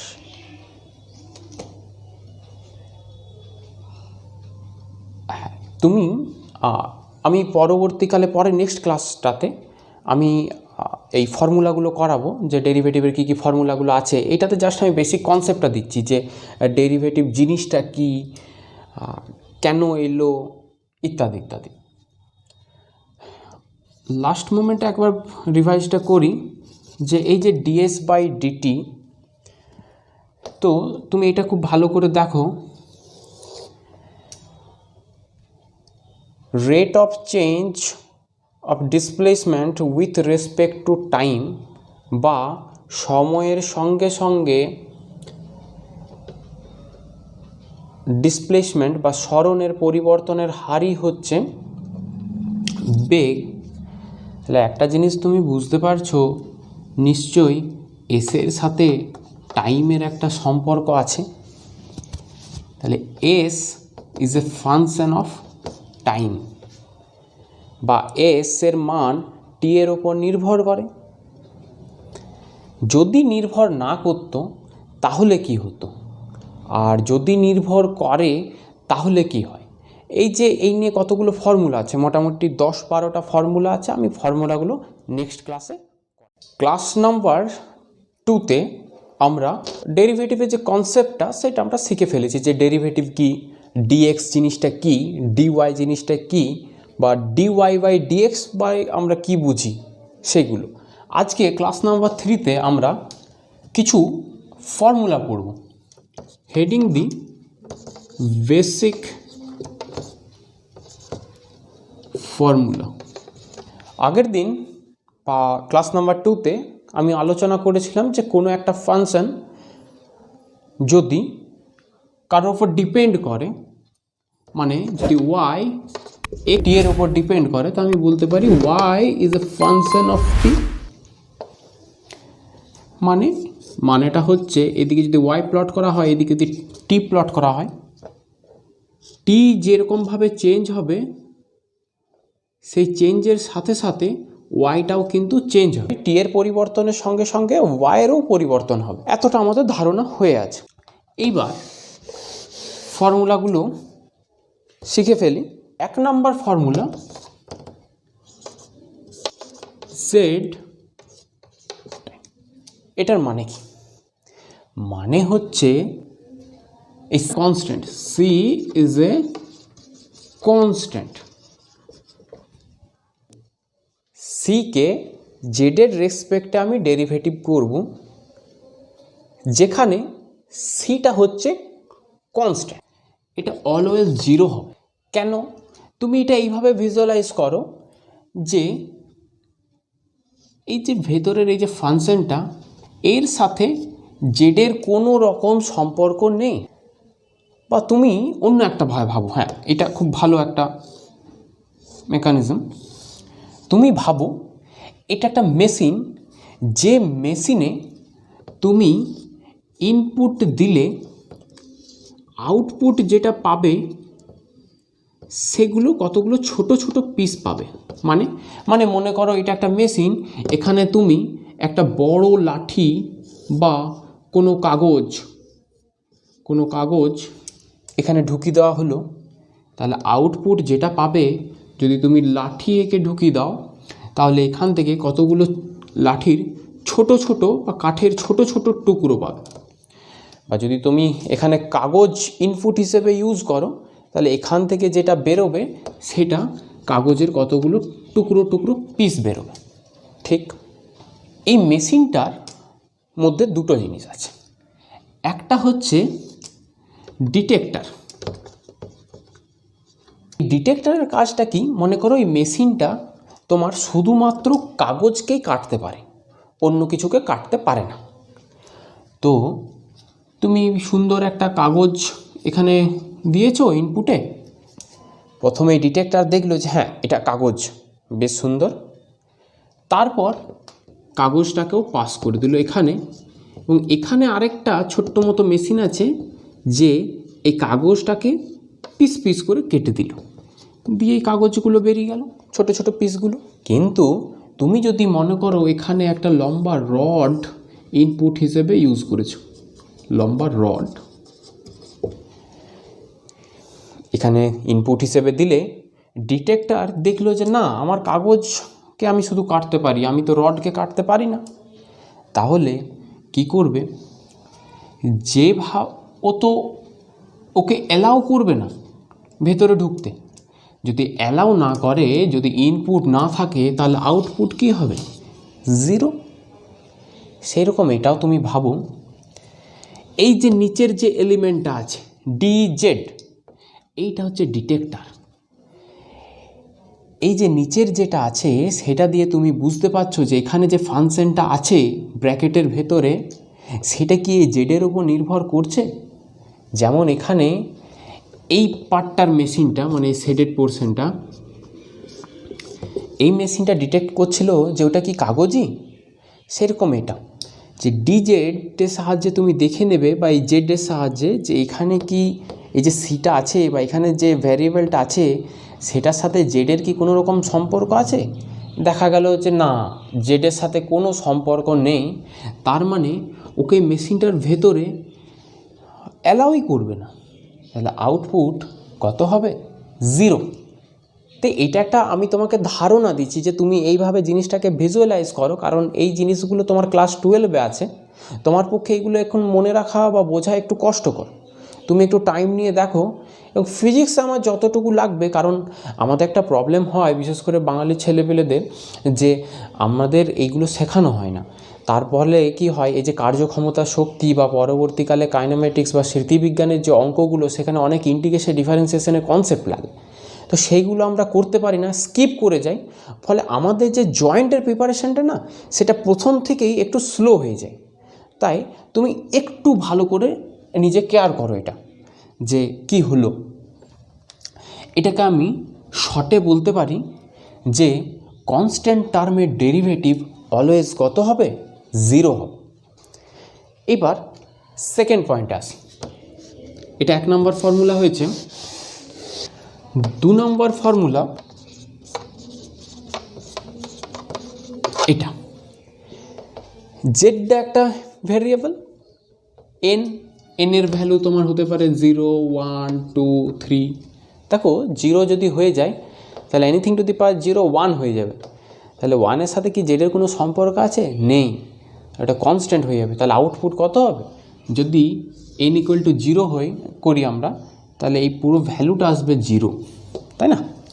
এবার 0 ছাড়া যদি অন্য কিছু হয়, তখন আমার কি হচ্ছে আমি দেখি। এটার ফর্মুলা হচ্ছে n z⁻n - 1, ঠিক, n z⁻n - 1। এটা দ্বিতীয় ফর্মুলাটা হলো। এবার থার্ড ফর্মুলা হচ্ছে এটা। দেখো ই টু দি পাওয়ার জেড কে আমি জেডের রেসপেক্টে ডেরিভেটিভ করব। তুমি একটা জিনিস দেখে নাও যে এখানে জেড আছে, এখানেও জেড আছে, ফলে এই যে ফাংশনটা এর অ্যান্সার তোমার কত হতে পারে না, 0 হতে পারে না। তার মানে ওর একটা কিছু ভ্যালু আসবে। তাহলে ভ্যালুটা কত তুমি এইভাবে মনে রাখো। এই মানে হচ্ছে বেশ ওর মধ্যে একটা পাওয়ার আছে, এনার্জি আছে, মানে বেশ শক্তিশালী। তাহলে শক্তিশালী কোনো একটা জিনিসকে তুমি মেশিনের মধ্যে ঢুকিয়ে দিয়েছো, ওটা বেশ শক্তিশালী। বা তুমি এইভাবে ভাবো, তুমি যে কাগজের মেশিনটা নিয়েছিলে সেখানে কোনো কুড বা যেটাকে আমরা হার্ড পেপারগুলো বলি সেইগুলো তুমি ঢুকিয়ে দিয়েছো, কিন্তু ওই মেশিনটার ক্ষমতা শুধুমাত্র আমার হয়তো A4 সাইজের পেজগুলোকেই, মানে ওই উপরের পেজগুলোকে আমার কাটতে পারে। তো তুমি যদি হার্ড কোনো একটা পেজ ঢুকিয়ে দাও, কাগজ ঢুকিয়ে দাও, কী হবে? আউটপুট হিসেবে ওইটাই বেরিয়ে গেল। মানে কোনো পাওয়ারফুল জিনিসকে তুমি এইভাবে মনে রাখো, এইভাবে ভিজুয়ালাইজ করো যে কোনো পাওয়ারফুল জিনিসকে ও ভাঙতে পারবে না বা কাটতে পারবে না। তো এটা কত হবে? ইনপুট যা হবে আউটপুটও একই হবে। 4 নম্বর ফর্মুলা। এবার আমরা ট্রিগোনোমেট্রিক কিছু ফর্মুলা দেখব।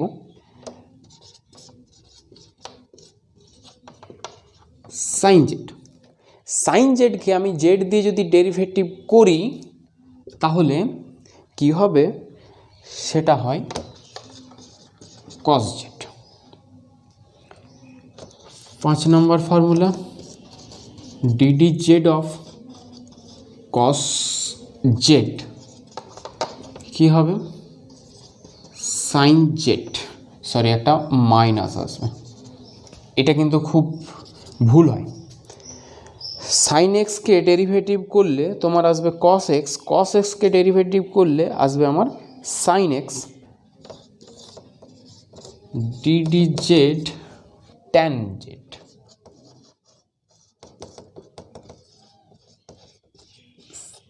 সেক স্কোয়ার জেড। 7 নম্বর দিয়ে dd z of cot Z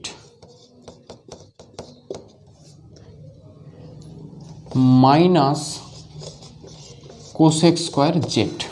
dd z of sec z, নইলে এটাই রফ করে দিই, অসুবিধা নেই।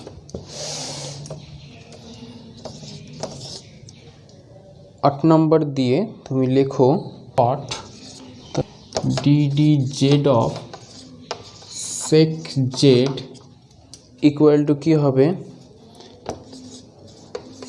সেক জেড ট্যান জেড। 9 নম্বর দিয়ে লেখো d d z of cosec z, cosec z এই ফর্মুলাটা হবে minus cosec z cot into cot z কট।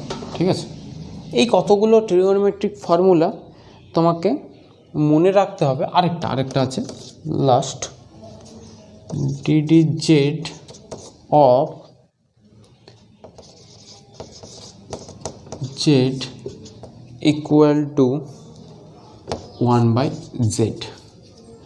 এই মোটামুটি 10টা ফর্মুলা আছে।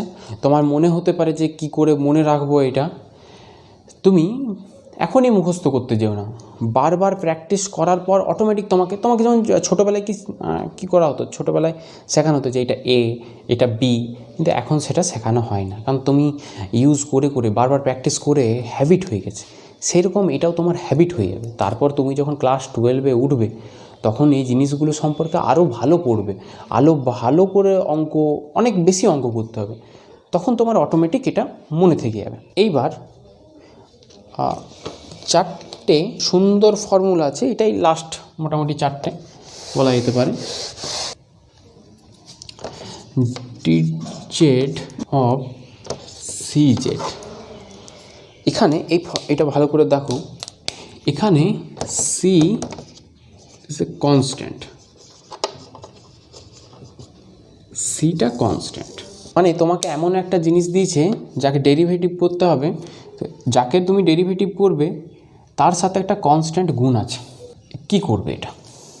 ফর্মুলাটা হচ্ছে তোমার এরকম হবে, আমি প্রথমে লিখে দিই। কনস্ট্যান্ট টার্মটা অলওয়েজ বাইরে চলে যাবে, তারপর তোমার হবে এটা।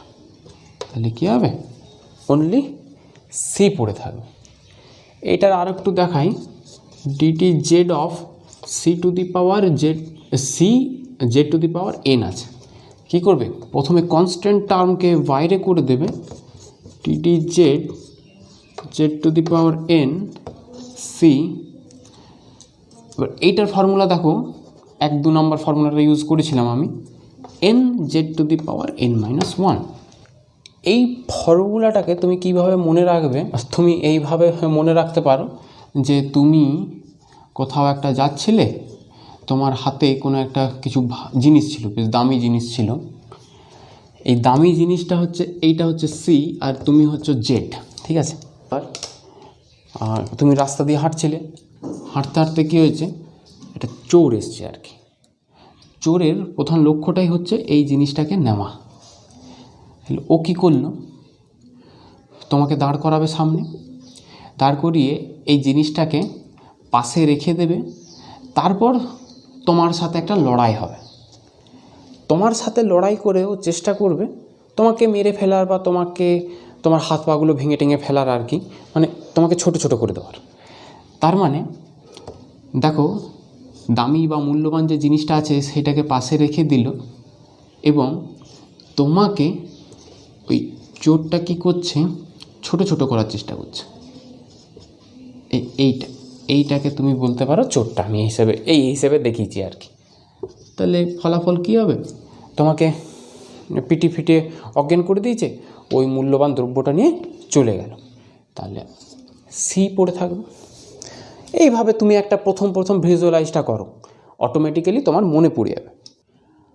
এটা একটা ফর্মুলা হলো। আর একটা formula, d x u plus v. দেখো, এখানে দুটো কেস তুমি আলোচনা করতে পারো বা দুটো কেস তোমার হতে পারে।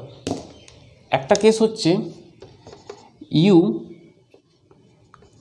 Function of x, v function of x, মানে ইউটা এক্সের ওপরও নির্ভর করে, ভিটাও এক্সের ওপর নির্ভর করে।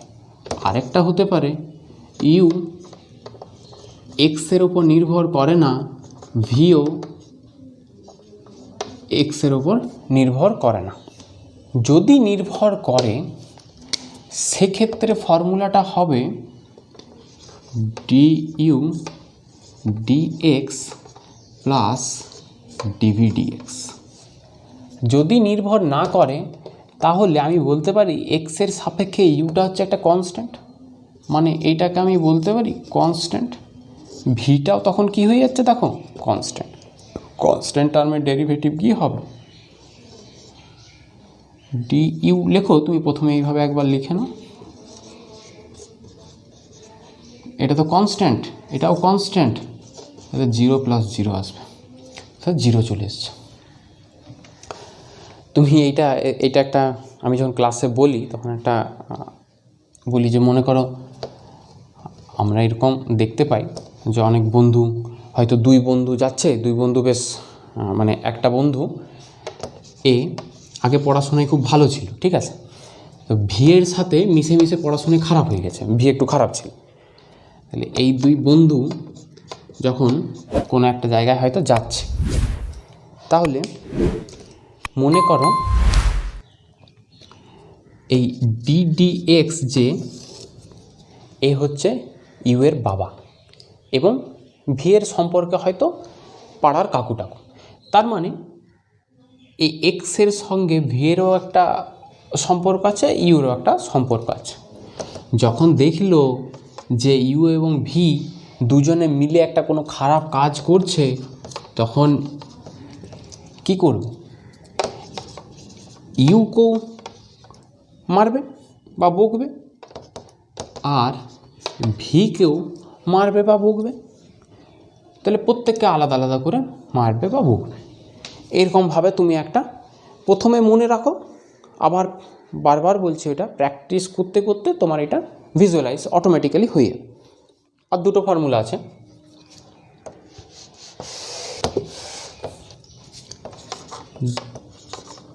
এক্স ইউভি, যেখানে তোমাকে এখানে বলে দিয়েছে যে ইউ কিন্তু ফাংশন অফ এক্স আর ভি কিন্তু ফাংশন অফ এক্স, এটা বলা আছে। এরপর কি করবে, তুমি এটা ভাবো যে রাস্তা দিয়ে দুই বন্ধু তোমরা যাচ্ছিলে এবং রাস্তায় একটা চোর তোমাদেরকে আটকেছে। চোর বুদ্ধিমান, দেখছে তোমাদের সাথে একসাথে মারামারি করা যাবে না, কি করলো, প্রথমে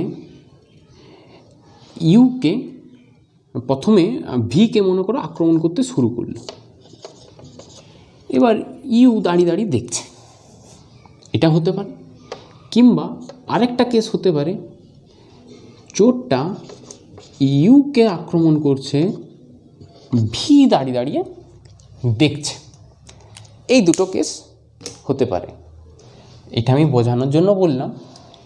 এরকম হয় যে ইউ এবং ভি যদি এক্সের ওপর ডিপেন্ড করে, ইউ ভি এর প্রোডাক্টকে বা গুণফলকে আমি এক্সের সাপেক্ষে যখন ডেরিভেটিভ করব, তখন তার ফর্মুলাটা হবে এইটা, ইউ ডিভিডিএক্স প্লাস ভি ডিউডিএক্স। মানে একবার এটাকে আমি কনস্ট্যান্ট রেখে এইটার উপর ডেরিভেটিভ করব, এবং আরেকবার এটাকে কনস্ট্যান্ট রেখে মানে ভিটাকে কনস্ট্যান্ট রেখে ইউর ওপর ডেরিভেটিভ করব। আশা করি বোঝা গেছে। আর একটাই ফর্মুলা বাকি আছে, সেই ফর্মুলাটা লিখে ফেলি, টি ডিএক্স ইউ বাই ভি। এটা করব, নিচে যেটা থাকবে সেটার স্কোয়ার, আবার সেটাকে উপরে লিখে ডি ইউ ডিএক্স মাইনাস, এখানে ইউর ওপর ডেরিভেটিভ করেছিলাম, এরপর ইউটাকে বাইরে রেখে ভি এর ওপর ডেরিভেটিভ। এইটা হচ্ছে ফর্মুলা। এই ফর্মুলাগুলো কিন্তু কাজে লাগে। প্রথমে আমি বলবো একটা নোট খাতায় ভালো করে লিখে রাখতে। যখনই প্রথম হয়তো মুখস্থ করতে একটু প্রবলেম হবে, করার দরকার নেই। তুমি খাতাটা দেখে দেখে ফর্মুলাগুলো দেখে অঙ্কটা করো, তারপর প্রত্যেকদিন চেষ্টা করো এক দুটো করে ফর্মুলা মনে রাখার। এই হচ্ছে মোটামুটি ফর্মুলা। এছাড়াও তুমি যখন ম্যাথামেটিক্সে পড়বে তখন দেখবে চেন রুল, এই টাইপের অনেক ফর্মুলা তুমি পাবে। আমি মোটামুটি ফিজিক্সে যেগুলো আমার কাজে লাগবে আমি সেগুলো আপাততভাবে করে দিয়েছি। তোমাদেরকে একটা কনসেপ্ট দিই, লাস্ট কনসেপ্ট, যে এই যে আমি একটা জিনিস লিখেছিলাম, DD z of two the power N equal to N Z to the power n minus one. তো আমি বলেছি যে এই ফাংশনটাকে ডেরিভেটিভ করা মানে হচ্ছে কি, ফাংশনটাকে ছোট করে দেওয়া। সত্যি কি এটা ছোট হচ্ছে আমি একবার দেখে নিই। জেডের ভ্যালু আমি 5 বসাবো, এনের ভ্যালু আমি 10 নিলাম, তাহলে এটা কত ছিল, বা আমি একটু সুবিধার জন্য নিই এনটাকে 2 নিই। তাহলে প্রথমে যদি মেশিনটার মধ্যে তুমি ইনপুট যেটা দিয়েছিলে Z to the power N, তাহলে জেড 5 টু 25 ছিল ইনপুট, আউটপুট কত পেলে দেখি, 2 5 2 মাইনাস 1 10। দেখো তুমি 10 পেলে, 25 ছিল ইনপুট, 10 হলো আউটপুট, জিনিসটা কিন্তু ছোট হয়ে গেছে। এটাই হচ্ছে ডেরিভেটিভ। বোঝা গেল? তাহলে আমার ডেরিভেটিভটা শেষ হয়ে গেছে, পরের দিন থেকে আমি ইন্টিগ্রেশন করব। এখানে প্রথম ক্লাসে, ক্লাস নাম্বার 1-এ একটা ছোট্ট ভুল ছিল গ্রাফে, সেটা আমি রেকটিফাই করিনি। সেটা হচ্ছে y equal to e to the power এক্সের যে গ্রাফটা আমি ড্র করেছিলাম এইরকমভাবে, মূলবিন্দু দিয়ে গেছিলো, কিন্তু এটা একটু ভুল আছে, এটা এখান দিয়ে যাবে। কেন? এক্সের ভ্যালু যখন 0 তখন ওয়াইয়ের ভ্যালু 1 হচ্ছে, এই যে 1, এটা একটু কারেকশন করে নিও, ব্যাস। Today class number 4। আগের দিন আমরা ডেরিভেটিভটা ঠিকঠাক বুঝেছিলাম, তারপর ইন্টিগ্রেশনটা বাকি ছিল, অনেকটা গ্যাপ হয়েছে আমাদের টাইমের। তো আমরা আজকে ইন্টিগ্রেশনটা শুরু করছি।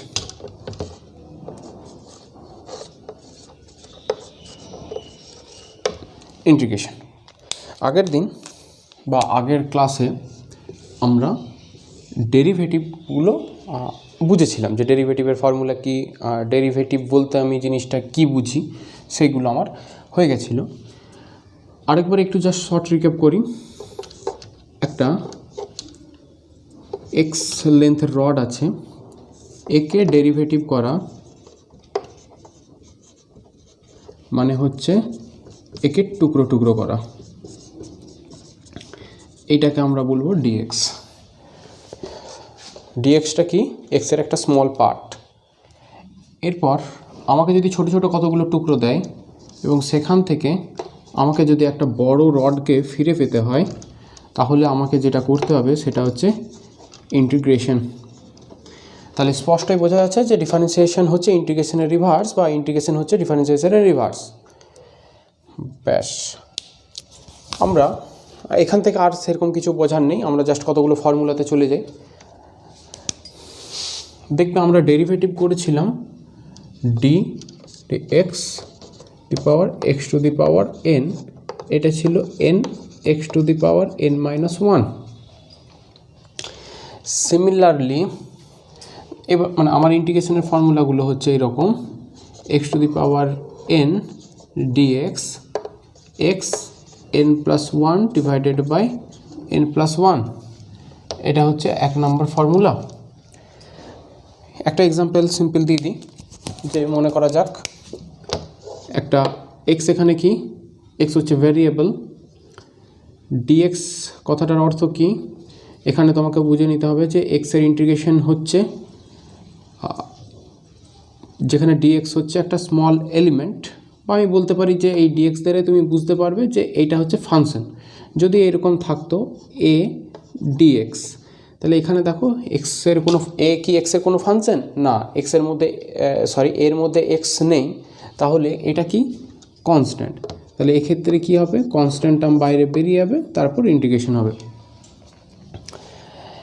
এখানে একটা জিনিস লক্ষ্য করো, এক্সকে ডেরিভেটিভ করা মানে হচ্ছে ডিএক্স, আর ডিএক্সকে এটা হচ্ছে ডেরিভেটিভ, এক্সকে ইন্টিগ্রেশন করা মানে হচ্ছে আবার পুনরায় এক্সকে ফিরে পাওয়া। বা এটাকে যদি তুমি মানে আমি যদি একটু ভালো করে বোঝাতে চাই, তাহলে বলবো এইভাবে: এক্সকে প্রথমে ছোট্ট করলাম, তার মানে ডিএক্স, তারপর সেটাকে আবার জুড়ে দিলাম, তাহলে আবার কি পাবো, সেই জিনিসটাই ফিরে পাবো। আশা করি কোনো অসুবিধা নেই। এবার একটা আমি উদাহরণ এখানে দিই। এই যে 1 নম্বর ফর্মুলাটা তুমি পড়লে, x to the power 3 dx, কী করবে, এখানে এনের জায়গায় আছে 3, তাহলে তোমাকে বসাতে হবে x 3 plus 1 divided by 3 plus 1 equal to x to the power 4 by 4। ব্যাস। হ্যাঁ, আরেকটা জিনিস বলা ভালো, যে এখানে যদি লিমিট না থাকে, মানে এই দুটো জায়গায় যদি ফাঁকা থাকে, তাহলে তোমার এখানে একটা ইন্টিগ্রেশন কনস্ট্যান্ট দিতে হয়। আমি ওইগুলোতে এখন আসছি না, আমি জাস্ট কতগুলো সিম্পল ফর্মুলা যেগুলো আমার ফিজিক্সে ইউজ হবে আমি সেগুলো বোঝাতে চাইছি। এবার এইটাই আরেকবার দেখি, 5 x to the power 3 dx, এটা কি হবে, 5 x to the power 3 dx, তাই না? দেখো প্রথমে কনস্ট্যান্ট টার্ম আছে, কনস্ট্যান্ট টার্মকে তুমি বাইরে বের করে দেবে, তারপর এক্স টু দি পাওয়ার 3, তারপর হবে ডিএক্স, জিনিসটা হবে 5 x to the power 4 divided by 4। এটা ভালো করে লিখতে গেলে 5/4 x to the power 4, just এটা হবে 1 নম্বর ফর্মুলাটা। আশা করি আর কোনো অসুবিধা পড়বে না। এবার 2nd নম্বর ফর্মুলায় চলে যাই, যে integration cos x D x. দেখো এই ফাংশনটার ভেতরে এক্স আছে, হ্যাঁ আছে, তাহলে আমার নিশ্চয়ই এই ফাংশনটা কনস্ট্যান্ট নয়, ইন্টিগ্রেশন করা যাবে। সবসময় মনে রাখবে কসের ইন্টিগ্রেশন করলে সেটা হবে সাইন এক্স প্লাস একটা কনস্ট্যান্ট টার্ম থাকবে। এবার integration of sine x dx কী হবে, কস এক্স প্লাস সি, কিন্তু সামনে একটা মাইনাস আসবে। এখানে তোমাকে এগুলো মনে রাখতে হবে যে আমি যখন সাইনকে ডেরিভেটিভ করছিলাম তখন এসছিল কস, আবার কসকে যখন ডেরিভেটিভ করছিলাম তখন এসছিল মাইনাস সাইন এক্স,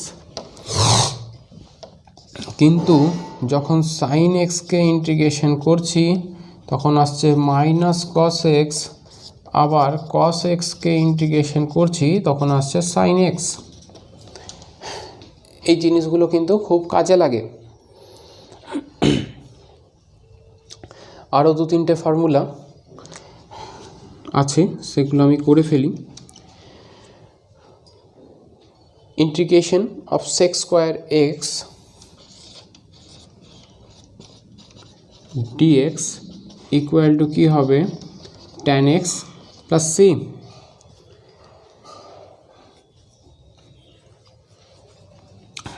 পাঁচ নম্বর formula, integration of cosec square x dx হবে minus cot x plus C.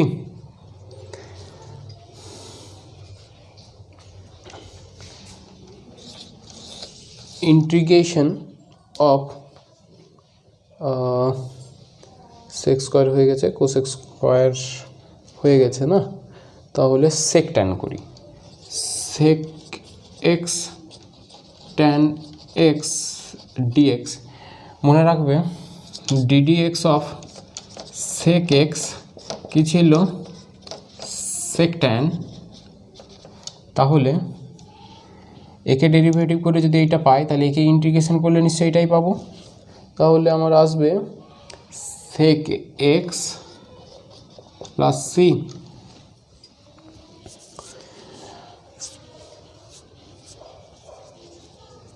আরও 1-2টো ফর্মুলা আছে, দেখা যাচ্ছে, হ্যাঁ।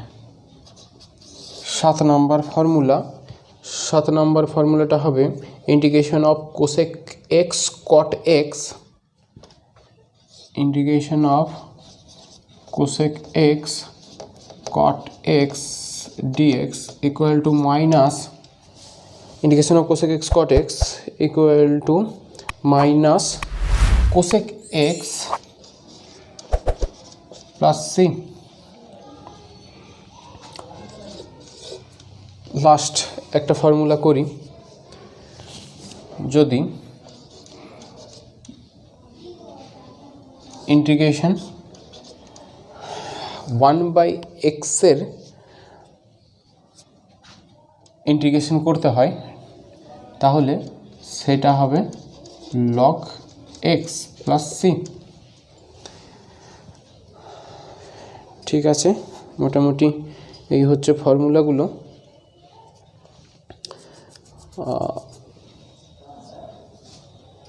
আমি লিমিট বসানোটা শিখিয়ে দিই, এখানে কত একটা কাজে লাগে আমার, এগুলো লিমিট থাকে। তো 8টা ফর্মুলা তোমার আছে, তুমি একটু নোট ডাউন করে নাও তোমরা। এরপর আমি দেখে নিচ্ছি যে কীভাবে আমি লিমিটটাকে পুট করব।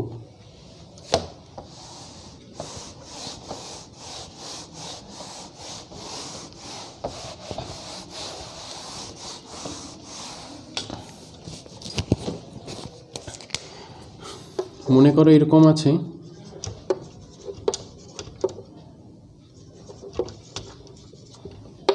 এটা তার মানে কি, এক্স কিউর ইন্টিগ্রেশন যেখানে লিমিটটা হচ্ছে 2 to 3, এক্সের লিমিট বলে দিয়েছে, ঠিক আছে। তার মানে তুমি প্রথমে ইন্টিগ্রেশনটা সিম্পল করো। তুমি জানো integration of x to the power n dx equal two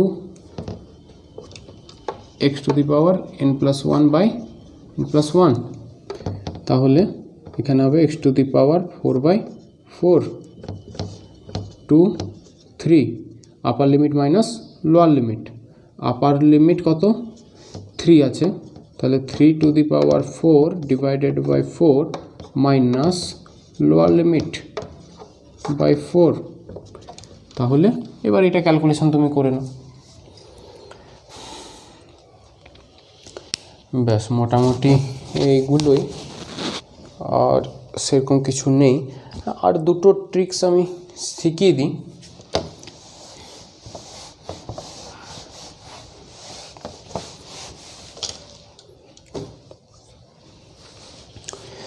একটা ফর্মুলা করাচ্ছি আমি, integration cot x dx equal to কী হবে? ফর্মুলাটা হচ্ছে log of sin x plus c। তো এইটা একটা জিনিস তুমি মনে রাখবে, cot x কে তুমি কিভাবে লিখতে পারো? cos x by sin x dx। দেখো, সাইন এক্সকে ডেরিভেটিভ করলে তুমি cos x পাবে। তার মানে এই ইন্টিগ্রেশনটার ফরম্যাটটা হচ্ছে এরকম, নিচে কোনো একটা ফাংশন আছে আর ওপরেরটা তার ডেরিভেটিভ। সেরকম হলে ইন্টিগ্রেশন করলে বেরোবে লগ অফ নিচে যেটা থাকবে, মানে এফ অফ এক্সটা। এখানে কত হবে? নিচে দেখো কত আছে, সাইন এক্স আছে। এইটা একটা মনে রাখবে যদি এরকম কোনো ইন্টিগ্রেশন থাকে। যদি মনে করো, একটা এক্সাম্পল দিয়ে দিচ্ছি, দেখা যাচ্ছে আশা করি। ইন্টিগ্রেশন টু দি পাওয়ার 5 আর ওপরে আছে 5 2 x টু দি পাওয়ার 4, তাহলে 5 টু দি পাওয়ার 4, হ্যাঁ, dx। দেখো, এরকম দেখে মনে হচ্ছে যে ইন্টিগ্রেশনটা আমি হয়তো করতে পারবো না, কিন্তু তুমি দেখে নাও ভালো করে যে নিচে যেটা আছে নিচের পোর্শনে, তাহলে এফ অফ এক্স এখানে কত আছে? 5 প্লাস 2 এফ ড্যাশ এক্স, মানে একে ডেরিভেটিভ করলে কত হবে? 5 টু দি পাওয়ার 4 প্লাস কত? 0, কনস্ট্যান্ট টার্মে ডেরিভেটিভ 0 হয়। তার মানে কত? 5x টু দি পাওয়ার 4, ওপরে দেখো সেটাই আছে। তাহলে এর অ্যান্সার কী হবে? Log x to the power 5 plus 2। ব্যাস।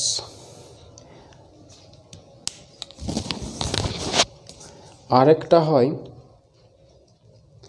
বাই পার্টস, ঠিক আছে? এটা তোমরা নোট ডাউন করে নাও। এরপর আমি বাই পার্টসটা একটু দেখাচ্ছি।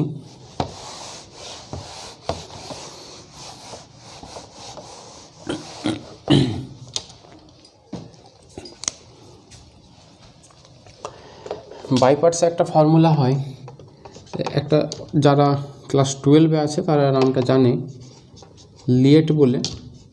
আমি এগুলো এখন কিছু বলবো না, যদি বা ফিজিক্সটা পড়ানোর সময় যদি আমার কাজে লাগে আমি তখনই এগুলো বলবো। আমি জাস্ট একটা বলে দিচ্ছি যে কিভাবে এই তোমার বাই পার্টসটা তোমার করতে হবে এবং কখন তুমি বাই পার্টসটা করো। ধরা যাক ইন্টিগ্রেশন দিয়েছে এমন দুটো এরকম একটা এক্সাম্পল নিচ্ছি। ইঙ্ক প্রবলেম করছে। X cube e to the power 2x dx। দেখো, দুটো ফাংশনের প্রোডাক্ট। এই এক্স কিউটা হচ্ছে অ্যালজেব্রিক, মানে হচ্ছে এই এটা হচ্ছে অ্যালজেব্রিক, আর ইটা হচ্ছে এক্সপোনেনশিয়াল, ঠিক আছে? আর এই টিটা না, এই টিটা হচ্ছে ট্রিগোনোমেট্রিক ফাংশন, আর এইটা হচ্ছে, লিখে দিচ্ছি, এক্সপোনেনশিয়াল ফাংশন, মানে ই টু দি পাওয়ার এইগুলো। ট্রিগোনোমেট্রিক মানে হচ্ছে সাইন কস, ঠিক আছে? আমি লিখছি e to the power 2x, e to the power x, etcetera. আর ট্রিগোনোমেট্রিক মানে হচ্ছে sine theta, cos theta, sec theta, tan theta, etcetera. আর এটা হচ্ছে অ্যালজেব্রিক মানে হচ্ছে এই x cube, x square, etcetera, এটা হচ্ছে অ্যালজেব্রিক টার্ম।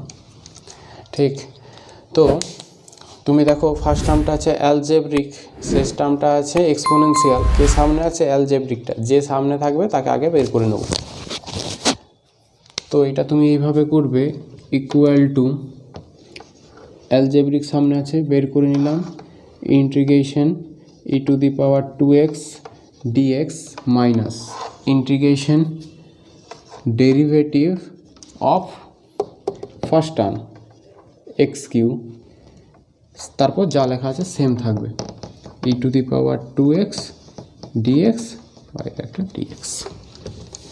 আমি আবার বুঝিয়ে দেবো, চিন্তা নেই, এটা আর একটা ফর্মুলা নেব, তারপর একটা জেনারেল কেস ধরে ফর্মুলাটা বোঝাবো।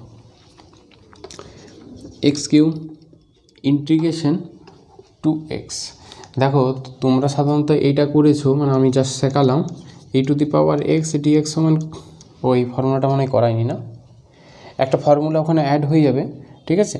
যেমন ডেরিভেটিভে ছিল DD x of e to the power x সমান কী হয়, ই টু দি পাওয়ার এক্স, সেই রকমই ইন্টিগ্রেশন, এখানে দেখাচ্ছি integration e to the power x dx equal to e to the power এক্সই থাকবে। আর যদি integration e to the power 2x dx হয়, তাহলে ইন্টিগ্রেশন হবে এক্সের সাথে যেটা গুণ থাকবে না, সেটা নিচে বাই হয়ে যাবে, ব্যাস। তাহলে এটা ইন্টিগ্রেশন করলে কত হবে, e to the power 2x divided by 2, এই যে মাইনাস ইন্টিগ্রেশন এক্স কিউকে এক্সের সাপেক্ষে ডেরিভেটিভ করব, কত হবে 3x², এটা তো তুমি এখনই করলে, ই to the power 2x by 2 মানে ডিএক্স আছে, ব্যাস। X cube e to the power 2x by 2 minus 3/2টা দেখো কনস্ট্যান্ট, বাইরে বের করে দিলাম।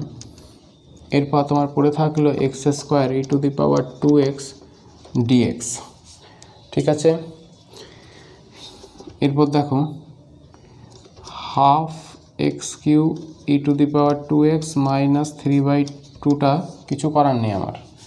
এরপর এইটাকে আবার বাই পার্টস করতে হবে, কারণ দুটোর প্রোডাক্ট আছে, সামনেটা আবার অ্যালজেব্রিক, লাস্টেটা এক্সপোনেনশিয়াল, তাই আমি অ্যালজেব্রিক টার্মটাকে বাইরে বের করব।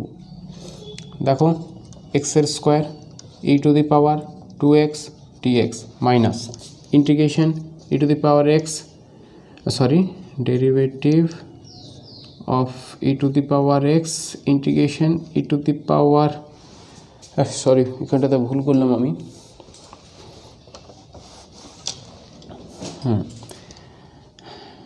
ইন্টিগ্রেশন ddx অফ x² integration e to the power 2x dx equal to half x cube to the power 2x minus 3/2 x², কত করলে কত হবে, দেখো এখানে করাই আছে, এইটা e to the power 2x divided by 2 minus integration 2x, এখানে e to the power 2x divided by 2 dx,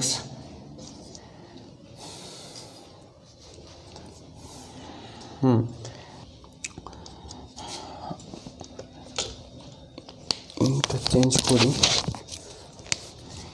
দেখো এখানে x cube e to the power 2x divided by 2 minus 3/2 x² the power 2x by 2 minus, এখানে দেখো এই 2 আর এই 2 কেটে যাবে, integration x e to the power 2x dx। এই পর্যন্ত আমরা এসেছি, আমি বাকি সাইডটা এখানে করছি।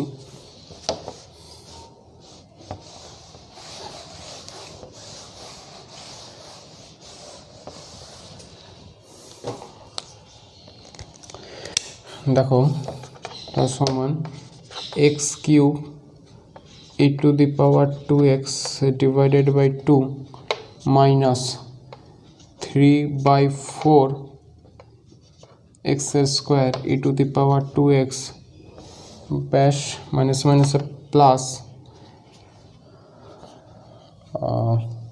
3/2 x e to the power 2x dx। ঠিক আছে, এবার দেখো x cube e to the power 2x/2 minus 3/4 এক্সের স্কোয়ার e to the power 2x plus 3/2। এটা সেম জিনিস, অ্যালজেব্রিক টার্ম। প্রথমে integration e to the power 2x minus d dx of x integration e to the power 2x dx dx।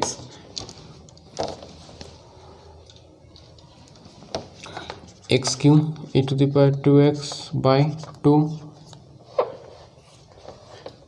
Minus 3/4 এক্সের স্কোয়ার e to the power 2x plus 3/2 x e to the power 2x এর integration, sorry এখানে একটা derivative dx হবে, কত হবে e to the power 2x/2 minus integration dx/dx 1, এইটা কত হবে e to the power 2x/2 dx। এখানটা এখানে করে দিচ্ছি যে দেখো হাফটাকে আমি বাইরে বের করে ফেলবো, তাহলে এইটা আসবে 1/2টা বাইরে বেরিয়ে গেল ই টু দি পাওয়ার 2x। এবার আরেক লাইন করেই নিই, x cube e to the power 2x/2 minus 3/4 এক্সের স্কোয়ার e to the power 2x plus 3/2 x e to the power 2x/2 minus integration e to the power 2x এ dx কত হবে e to the power 2x/2, মানে একটা 2 আর এখানে 2, 2 2 4। দেখো এইটা ইন্টিগ্রেশন করে আমার এইটা বেরোলো। দেখো এখানে তোমাকে একটাই অঙ্কের মধ্যে অনেকবার বাই পার্টস করতে হয়েছে, এই মার্কারতে মার্ক করে নিই। দেখো একবার প্রথমেই তুমি বাই পার্টসটাকে করেছো, তারপর আবার এই জায়গাটাকে বাই পার্টস করতে হয়েছে, তারপর আবার এই জায়গাটাকে বাই পার্টস করতে হয়েছে। তো এইভাবে তোমাকে অঙ্কগুলো করতে হয়, যদিও এত লেন্দি ক্যালকুলেশনের প্রবলেম আমাদেরকে ফিজিক্সে দেয় না, এগুলো সাধারণত ক্লাস 12-এ যেগুলো ম্যাথামেটিক্স থাকে ইন্টিগ্রেশন ওখানে এগুলো দেয়। তো যাই হোক আমি একটু করিয়ে রাখলাম। তো যদি আমি জেনারেল ফর্মে একবার বলতে হয় বাই পার্টসটাকে, তাহলে এইভাবে বলবো,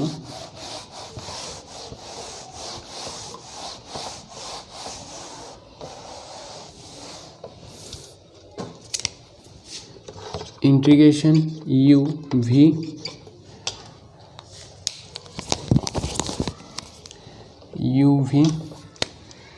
ডিএক্স কী করবো, ফার্স্ট টার্মটাকে বাইরে v dx minus integration dx of u, প্রথমে ফার্স্ট টার্মটাকে বাইরে, সেকেন্ড টার্মের integration minus integration ddx of first term integration v dx আবার একটা dx। এরপর আমি করে যাব, ঠিক আছে। তো ইন্টিগ্রেশন আমাদের শেষ হয়ে গেল। আমরা এতদিন করলাম মনে হয় ভেক্টর কী জানো গ্রাফ থেকে শুরু করেছিলাম। গ্রাফের পর আমরা করলাম ডিফারেন্সিয়েশনের পর আমরা করলাম ইন্টিগ্রেশন। ম্যাথামেটিক্যাল ফিজিক্স বা টুলস যেটাকে বলে সেই পোর্শনটা আমাদের কিন্তু কমপ্লিট হয়ে গেল। এর নেক্সট ক্লাসে আমরা করব ভেক্টর থেকে মেনলি ফিজিক্সটা শুরু হবে। তাই ভেক্টর শুরু করার আগে এগুলো তোমাদের যদি কমপ্লিটলি কনসেপ্টটা ক্লিয়ার থাকে, অঙ্ক করার সময় কিছুই আটকাবে না, ঠিক আছে। তাহলে আমাদের এই পর্যন্তই থাকলো। হ্যাঁ, এটা হতে পারে যে এখনও পুরোপুরি কনসেপ্ট নাও ক্লিয়ার হতে পারে।